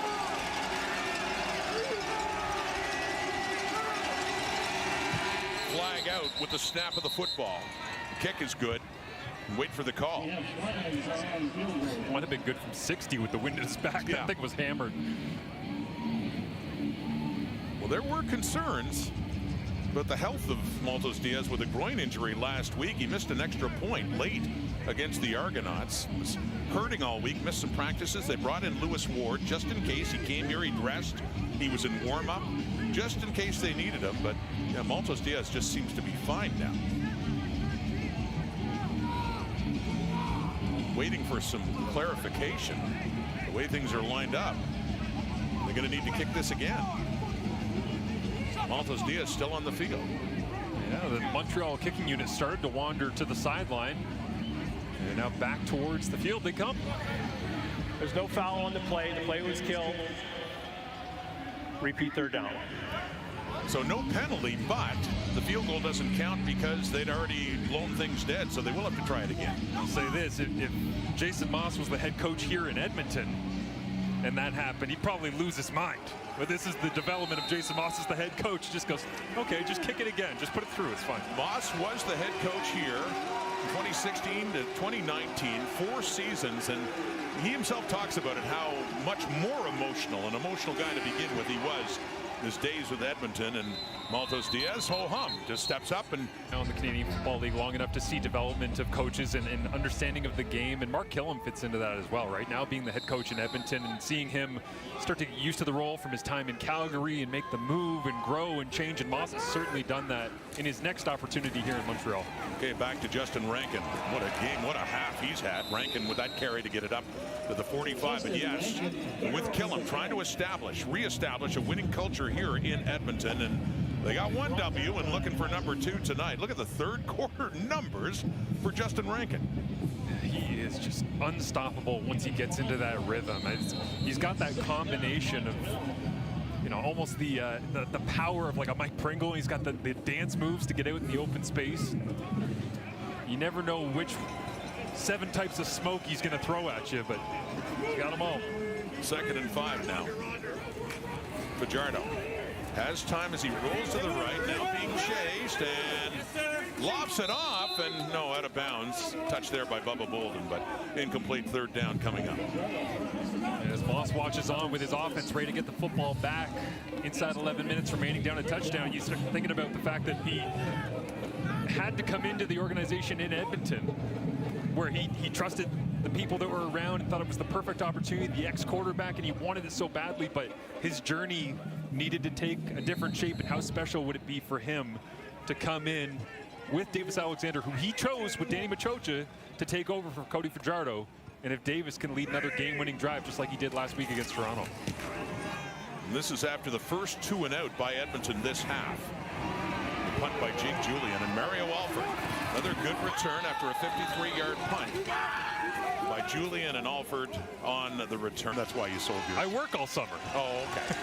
Oh, I thought you were going somewhere that you bad at golf like I am. That's caught by Philpott. Puts the head down, takes a hit, but moves it along for first down. That's Chalon Guards on the tackle, but not before a Montreal first down. You're watching the 5th Tyson ever drafted in the Canadian Football League as Philpott rolls underneath, makes the grab, consistent as ever. In honor of Dwayne Ford, I have to ask you a draft trivia question. Okay, here we go. I'll let it linger. Despite being the 9th overall pick, there were 2 other Tysons taken higher than Tyson Philpott. Think that one through. We have the answer coming up. The run by Travis Tice keeps chugging, gets across midfield and close to another Montreal first down. Love it, pounding the rock right now, the right-hand side of that offensive line. The extra offensive lineman is in. Sage Dockstader was let go by Toronto after they waited him out. Comes here to Montreal. You got Jacob Mason, the fullback out of McMaster, pounding it on the right-hand side as well. And Travis Tice running with a little bit of a different speed today. He's got an extra gear.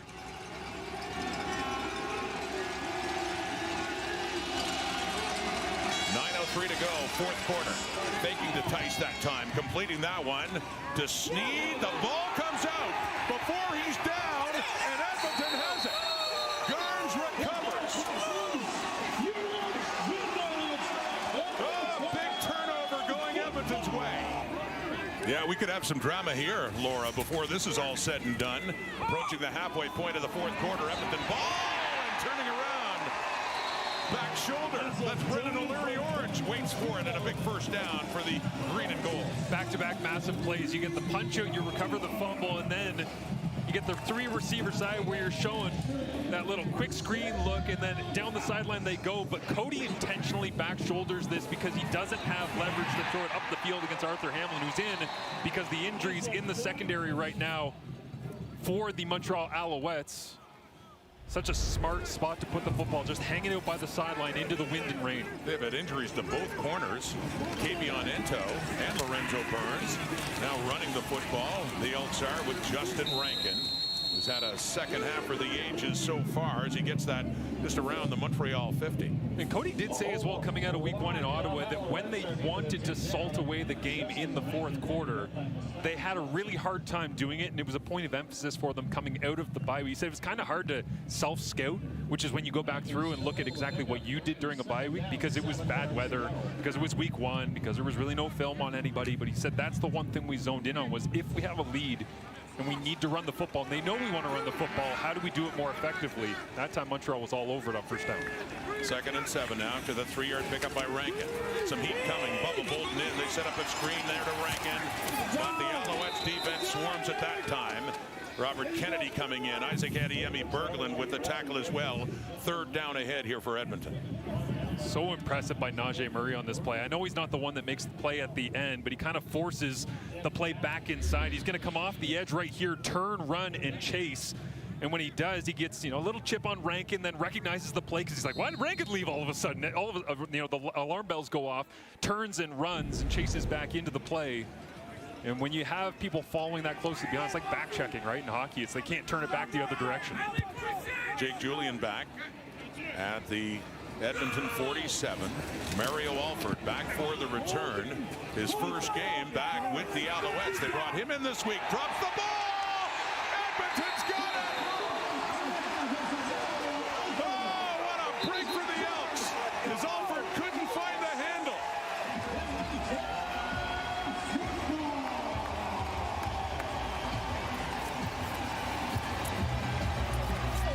Celebration in green and gold.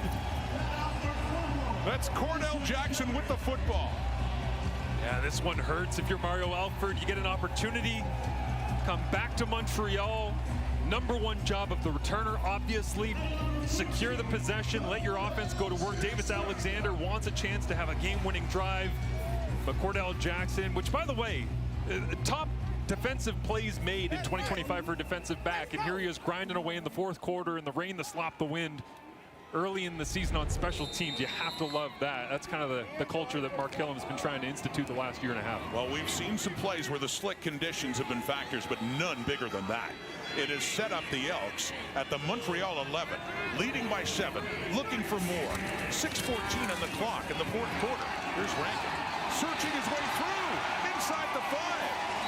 Rankin running patiently and found an opening, and he gets it down for a good pickup and a 2nd and short coming up. There's a really small move in this run by Justin Rankin that you have to appreciate. Just watch it closely, because it should be a yard or 2 gain, right? Counter, he gets outside, cut inside. It's this move right there. That little hesitation, he kind of freezes the backside of the defensive line and then knifes forward and picks up another 4 or 5 yards on the play. That's how you get it down to the 4 instead of playing with 2nd down from about the 8 of the 9. Well, it's almost goal to go. It's actually a 2nd and 3 at the 4, so they could get a 1st down without getting it in. Thinking touchdown, Rankin, and stuffed up nicely. Good work there. Donovan Manuel, 46, a part of the trio of Alouettes, in on the stop of Rankin to force a field goal situation. Yeah, this is one of those where Montreal says, we understand that's your best player on offense. We understand he's made us look silly a couple times today. He's not scoring here. We're not giving him a 3-touchdown game that can be talked about on SportsCenter later. We're going to stack the box and force you to try to do something else, or have Rankin just do an absolutely ridiculous escape from 8 defenders, so it leads to a field goal attempt. And points off the turnover. An attempt here for Blanchard. All important points as well. They didn't get the touchdown, but those 3 make it a 2-score game again. 4:43 in the clock. 4th quarter in Edmonton, and the Elks trot. So big one ahead at McMahon. Part 3 of a Super Saturday here in the CFL on TSN. Alouette football down by 10 now again. Travis Tice making something out of that after the catch and gets it up near a 1st down. See Ferdinand and Marco Dubois being asked to block for a long time outside on the edge, and Tyson Philpott doing everything he can to battle as well, as you see him get forward, dig in, set up his stance, and then just wash Tyrell Ford as far out of the picture as he possibly can. Not just one of the best receivers in the Canadian Football League, well-rounded. And this time it's Shamari Lawrence with a good run on that play to get it inside the Edmonton 50. So Montreal down 10, and time is dwindling. They need to get a touchdown or a field goal, just get it back to within a score. Lost in all of this, of course, is the Davis Alexander 13-0 in the regular season, as we sit with a 10-point Edmonton advantage, 3:45 remaining in this ball game. Throwing, and it's caught. Sneed, who coughed up the football the last time the Alouette offense had the ball, and stalled that drive, stopped it, and so Sneed with that one, is 2nd down coming up. Lots of tempo here for the Alouettes. You would expect that, being down 2 scores, getting closer to the 3-minute warning, which again will stop the second it hits the 3-minute warning. Quickly to the left, bounce off a defender, and maybe a chance to be picked. No, a flag comes out as well after that collision, with the ball deflecting right up. J.J. Ross in coverage. Ross flying in a little bit early. Edmonton number 29. It's a 10-yard penalty on a 1st down.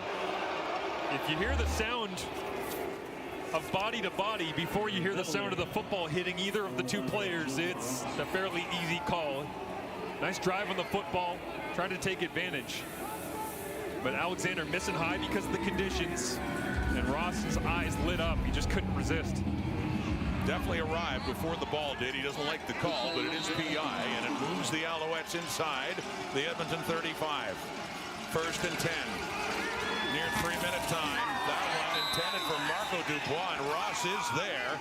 Still upset about the previous one and talking, but good coverage by Ross. And with 3:01, that's an important one, right? Leaving an extra second there on the game clock for Montreal to be able to operate. But Alexander works his eyes to the right, comes back, wanted to take a little curl over the middle, and then had to go all the way over to the other side and look for Marco Dubois. The defense all over it. As you say, Ross fired up, playing with a high level of intent.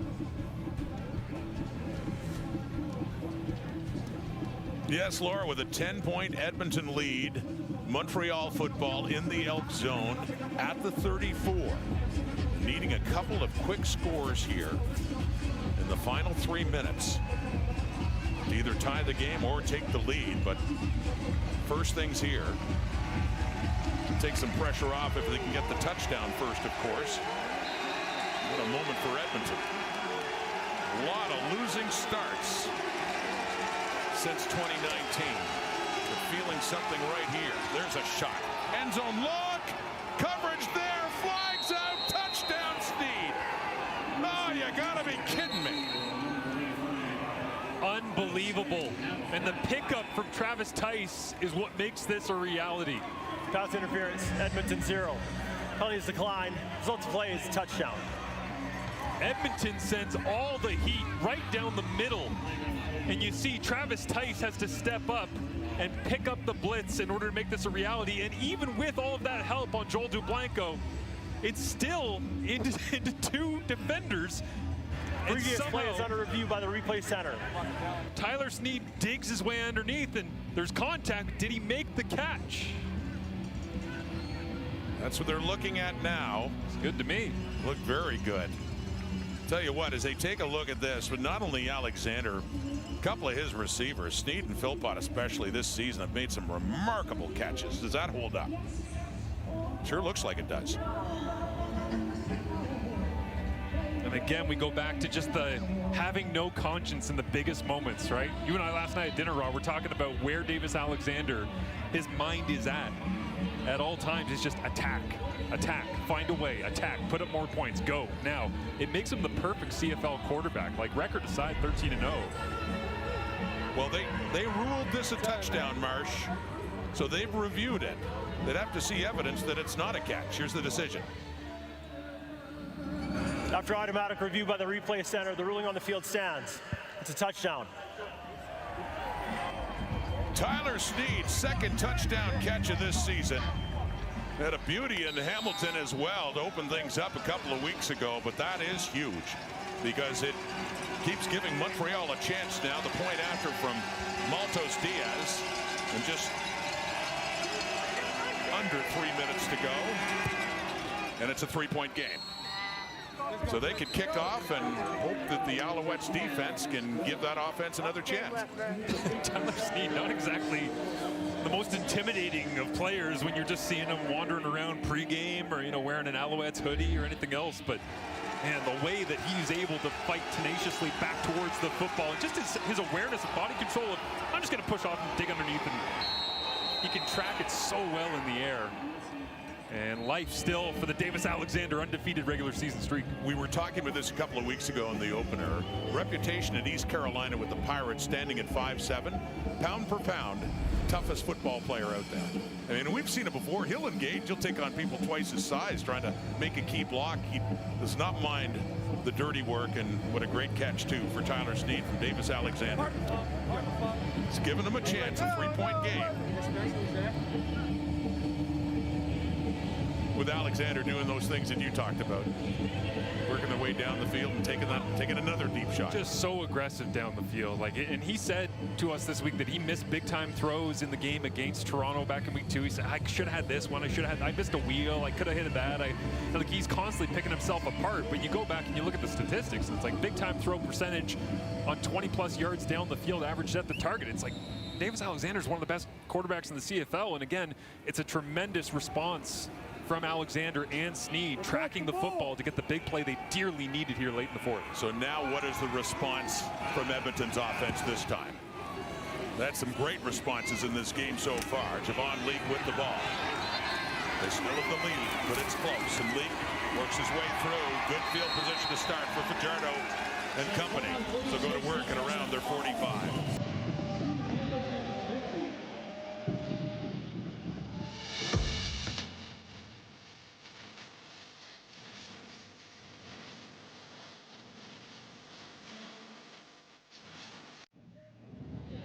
Fajardo in that offense coming to life late in the first half. Dominant third quarter. A lot of it Justin Rankin.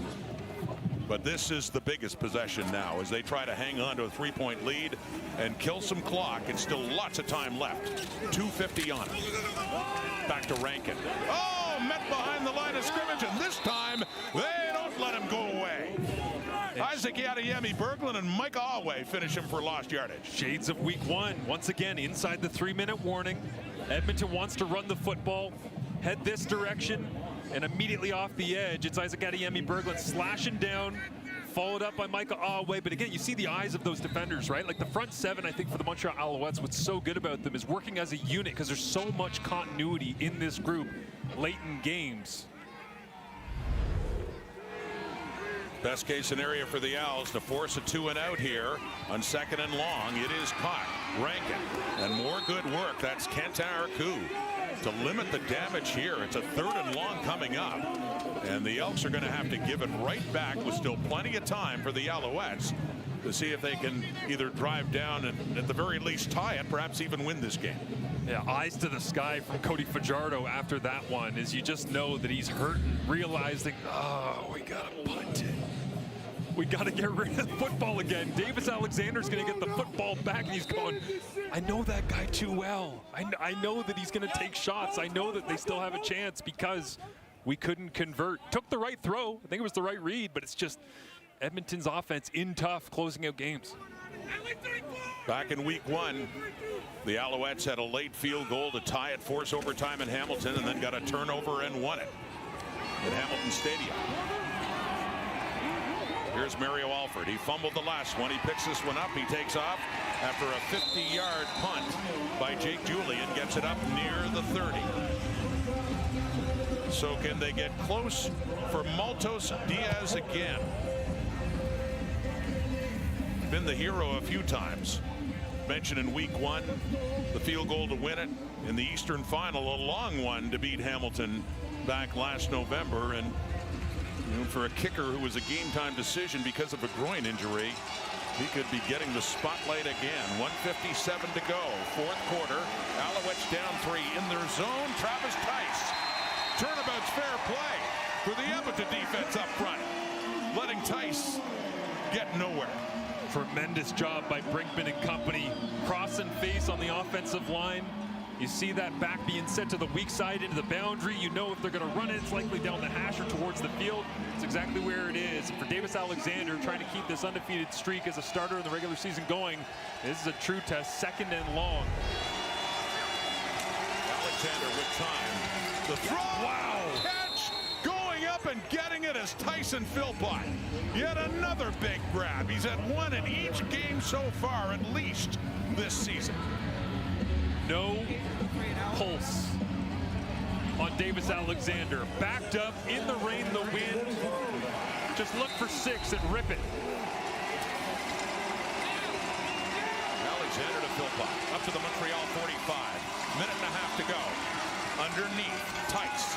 Travis Tice puts his head down, and he works for more. Another good pickup on 1st down. It'll be a 2nd and short ahead. And I think if Alexander Hollins was running that go route on the outside to the right of Davis Alexander, he might have had a home run shot. But number 10 looking for his 7th game-winning drive. He's got 6 last week against Toronto. That tied Vernon Adams Jr. from Montreal history. They're only 25 back of Anthony Calio. Still plenty of time for Alexander. Clock ticking under 120. Back to Tice on the ground. Only needed a few yards. It appears he got them. Yes, across midfield. Sticks move. Another Montreal 1st down. And I think because of the play to Tyson Philpott, now it's downhill, right? Like you got Edmonton's defense on their heels. There's momentum. You don't have to substitute. You got your base package in. The playbook's wide open for Davis Alexander. From the Edmonton 54. Off to the right. Caught by Tice. Takes a hop. Stays in bounds a little longer. Some much-needed yardage, critical at this point, as they're at the very least trying to get in Maltos Diaz's field goal range. Alexander looking to the officials, confirming clock and timing situation and saying, okay, we got time to huddle up, call this thing in. Is out to the flat routes. See Travis Tice slipping. They keep Marco Dubois in as a pass protector, but then the athleticism over the top, one-leg skip, hop and a jump. 58 yards is the career long for Jose Maltos Diaz.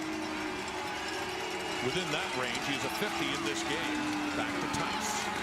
And up the middle, and head down again. And another 1st down on that 2nd and short. Oh, and Tice is down and is going to need some assistance.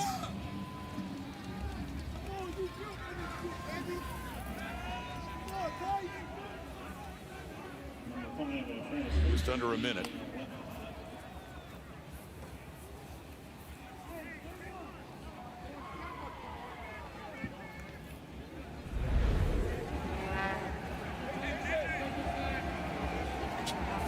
Tremendous afternoon that he's had. Huge on this drive as well. But obviously in rough shape after taking a pop on that one as Davis Alexander goes to check in. Very conscious of his health. Montreal Gazette writer Herb Zurkowski had an interesting column on Travis Tyson, who wore the Guardian cap on his helmet in week 1. And he was hurt in that game. He came off, did not wear the Guardian cap, realizing there are other ways of suffering head injuries even with it, and not knowing the nature of this injury, but he does walk off now. But you're right, he's had a tremendous day and hopefully okay. As mentioned, he missed some time earlier this season getting hurt in the game against the Hamilton Tiger Cats. And unfortunately, it's not foreign territory for the Montreal Alouettes or Shamari Lawrence, because in week 1 when Travis Tice got hurt, 8 carries for 63 yards, including late in the game and in overtime, having to fill in. And that one is dropped by Sneed on that attempt. 49 seconds on the clock. And Alexander, who, by the way, for the 7th time in his career has gone over 300 yards passing. Just laughing because in these conditions, it's ridiculous that he can just mail in a 300-yard game. But this, again, another huge challenge. 2nd and 10. You had so much momentum until the Tice injury.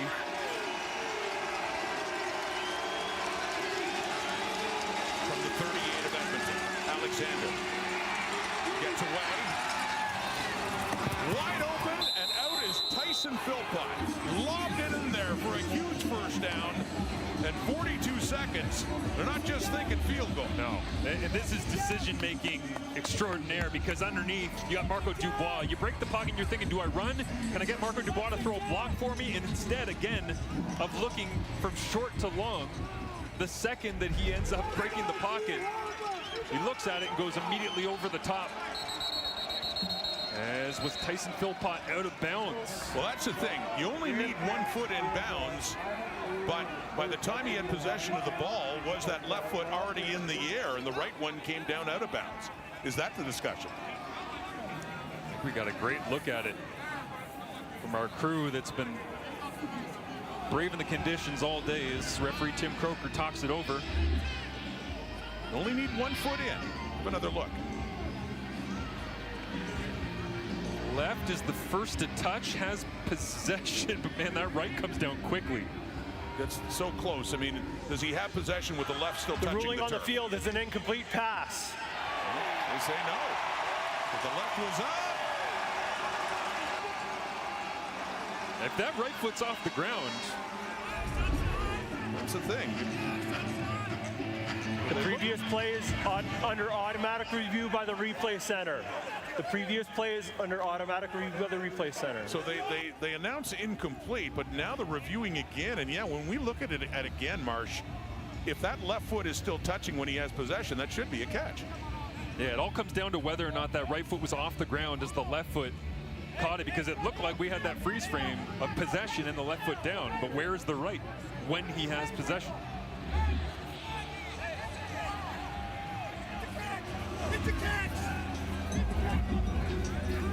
Yeah, that's a catch. In my opinion, it's close. It's very close. I understand why they looked at it the way they did, but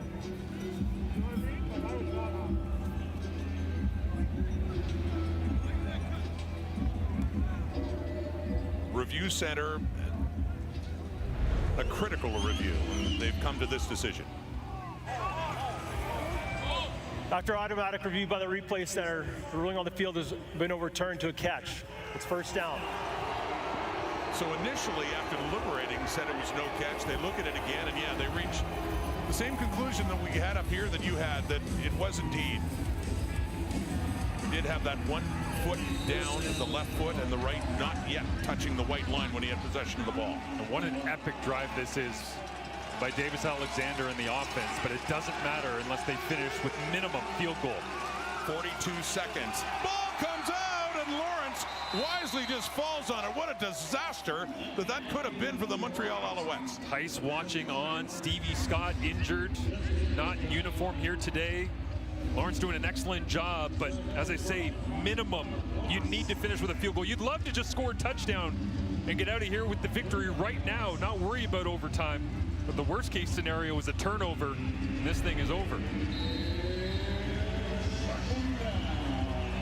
Well, as mentioned, shades of week 1 in Hamilton for the Alouettes, who needed a field goal to tie it and force overtime.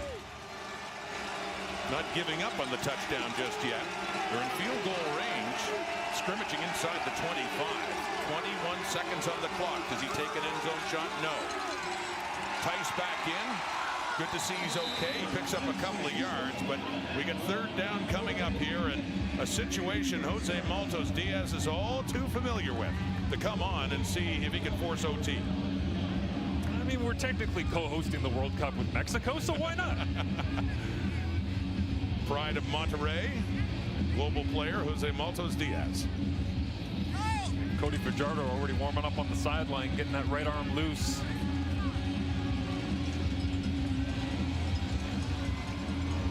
Need this one first. These Alouettes, they like their drama, don't they? With their trusted kicker feeling well enough to kick in this one. A big one to force overtime. Up and through. Zeros on the clock and 26s on the board. Down 10 with a... And no, they won't.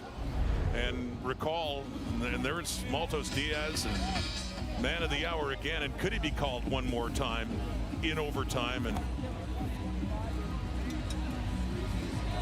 heading off into the 10th. I know it's a three-phase game. I know their defense got the stop and forced Fajardo to check it down, but that dude right there, Davis Alexander, like he gives.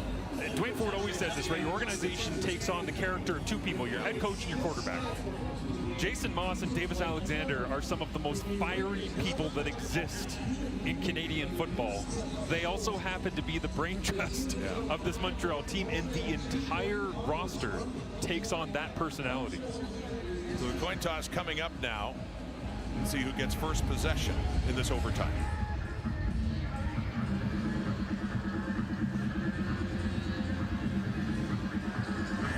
Okay, for overtime, they use the same coin.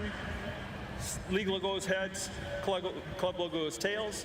Montreal, the visiting team, what's your call? Montreal's called heads. Montreal's called heads. It is a tail. Do you want to go offense or defense first, or choose an end? We go defense first. Defense first. What end do you want to play at? We're going to play down. Offense first. Set offense. No, go on. No, I'm going to ask you. What's your choice? Offense or defense? Offense or defense? Defense first. Okay, defense first. You're choosing the end. We're going to play down there. Okay? Quite a moment for Malik Carney with Tim Croker there, and usually we see a team that wins the toss go on defense first. As we get a look at the overtime rules, that, by the way, when you win a contest, that's why they do the skill testing question, to make sure you're eligible of the million. Teams will play a maximum of 2 mini games. Each team will scrimmage from the opponent's 35. These are the same overtime rules with one distinction. There are no more ties. After a touchdown, it has to be a 2-point conversion like before, but if still tied after the mini games, alternating 2-point converts will be attempted until there is a winner. No more ties in the Canadian Football League. I love it. I love it. Fight through, find a way, finish. And the Montreal Alouettes, free football. They got no complaints. They're just happy to still be here, have an opportunity to move to 3-0. Well, in their game in Hamilton, they started on defense, and after a fumble, they recovered that, knowing all they needed was the field goal to win it. It was all in the first mini game, first possession. They start on offense this time from the 35. Overtime in Edmonton, 26-26. With the big comeback late in the fourth quarter by Montreal. So here we go. Alexander fakes to Tice, rolls to the right, completes it to Ferdinand. Kasim Ferdinand, with his first CFL catches, gets another one there. in this game to get it down to the 25 and close to a first down. I think that was Robbie Smith that was coming off the edge there. Number 40, you see, is he's going to slide his way down the line. Jacob Mason gets hands on him, and so Davis Alexander sees a free edge, takes it, finds Ferdinand. Excellent gain on first down. Montreal staying ahead of the sticks as they've done through the first 2.5 games here. Just a couple inches away from renewing it, getting another first down. Second down in inches. So Alexander just stays in shotgun. Hands off to Tice. And looked like furthest advancement might have had the first down, but it looks like he ran into a brick wall. So depending on where they spot this, but it looks like it would be enough. Joel DeBlanco, you're going to see him fly in just in between. It looks like Tiger Shanks and Sage Dockstader that's in that right guard position. And with all the momentum going forward, yes, it is a first down, but DeBlanco laying the hammer. Brinkman wrapped around his feet, so they get the first. Edmonton 25. No more worrying about clocks. It's just about possessions and scoring off them here, with Edmonton winning the toss, starting on defense so they could know what they need after Montreal's first possession is done. At the 25. Tice. Stopped. Nothing. Wrapped up. Maybe a loss of a yard. And Davis might be wanting that one back just a little bit because Edmonton loaded up the box and he ended up getting man coverage on the backside of this, but decided to try and trust it. Thought they could win the battles up front. Jordan Williams does a great job forcing the issue. Wins his one-on-one battle. Robbie Smith gets in there. Digs out. The Brampton native, and a big week for Brampton guys from the Canadian national men's soccer team. Making a big stop on first down in overtime. Second and 10 of the Edmonton 25 now. First overtime possession. Montreal, pressure's coming. They bring the heat. He looks to the end zone, and no, Alexander Hollands, the intended receiver. Coverage is there. As Alexander gets up, and Maltos Diaz will be coming on, but not for the win this time. And again, from depth, you're going to get Joel DeBlanco coming off that left-hand side. He's the one who forces the issue, but it's 3 layers of pressure. Secondary blitz coming off the edge. Kenneth Logan Jr. is there. You got DeBlanco off that left-hand side. And Montreal, with all the momentum downhill in the fourth quarter, forced to go for the field goal here with the first possession in overtime. Yeah, I say not for the win. I suppose technically it could be, but not for the walk-off win that we've seen from Maltos Diaz. Because this is the first possession, the first mini-game, and he does indeed put it through. So Montreal does have the lead. Now we wait and see what Edmonton does, and the Elks know as they get ready for their possession what they need at least. Slightly less adventurous hold that time from Joseph Zima. And if Cody Fajardo really wanted to take away the crown from Davis Alexander, doing it in overtime with a possession where you have to score a touchdown to complete the journey would be a heck of a way to write it. Would it ever? My goodness. And talk about momentum swings in this game, too, where the Alouettes were off and running, 13-0 lead. Back comes Edmonton. They led late by 10. Back comes Montreal. The toss. Justin Rankin. Ball's out! Who's lost to touch it? What's the ruling here? If it's Montreal ball, they win the game. To me, it looked like Montreal might have touched it last along that sideline. Maybe that Maltos field goal was for the win. They discuss. What a ruling here. They say it's Edmonton's ball. They discussed it, and so the Elks drive will continue. On the field is a fumble. Last touch by Edmonton.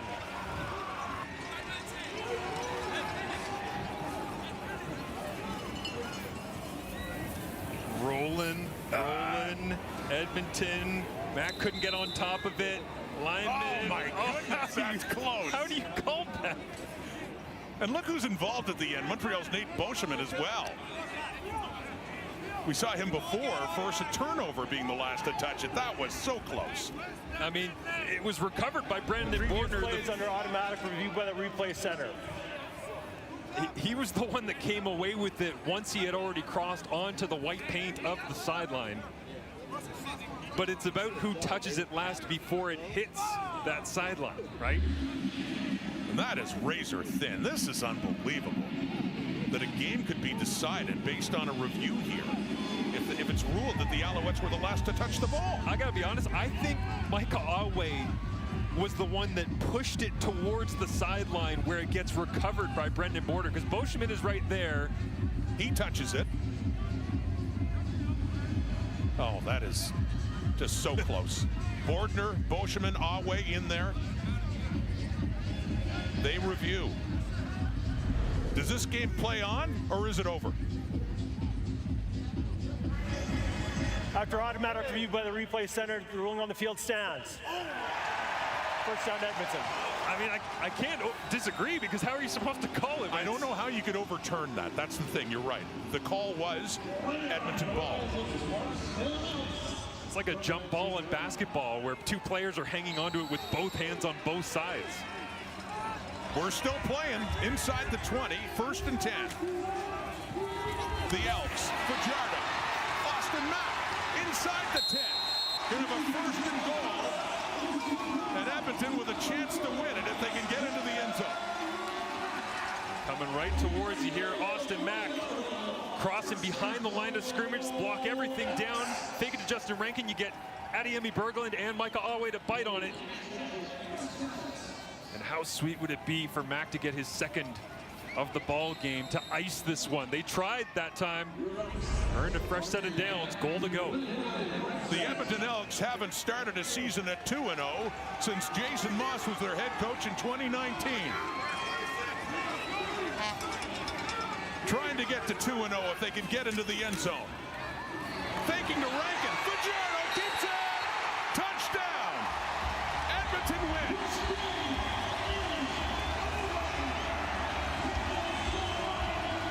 And Davis Alexander is beaten by his old teammate.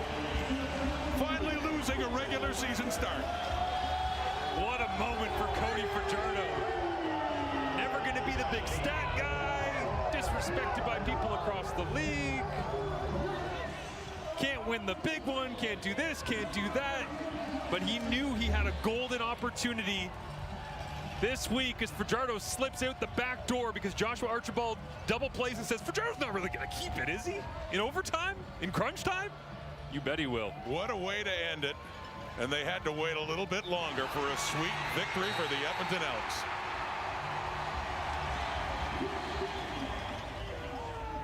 What a great pull by Cody Fajardo. Rode it as long as he possibly could to just make life difficult for Archibald. Breaks through the line, stutter step, and I think Archibald still thinks that Justin Rankin has the football, and who can blame him? And Davis Alexander, humble pie served, and he happily indulges as Cody Fajardo gets his moment against his old team again. Well, they're good friends. They stay in touch, and a lot of admiration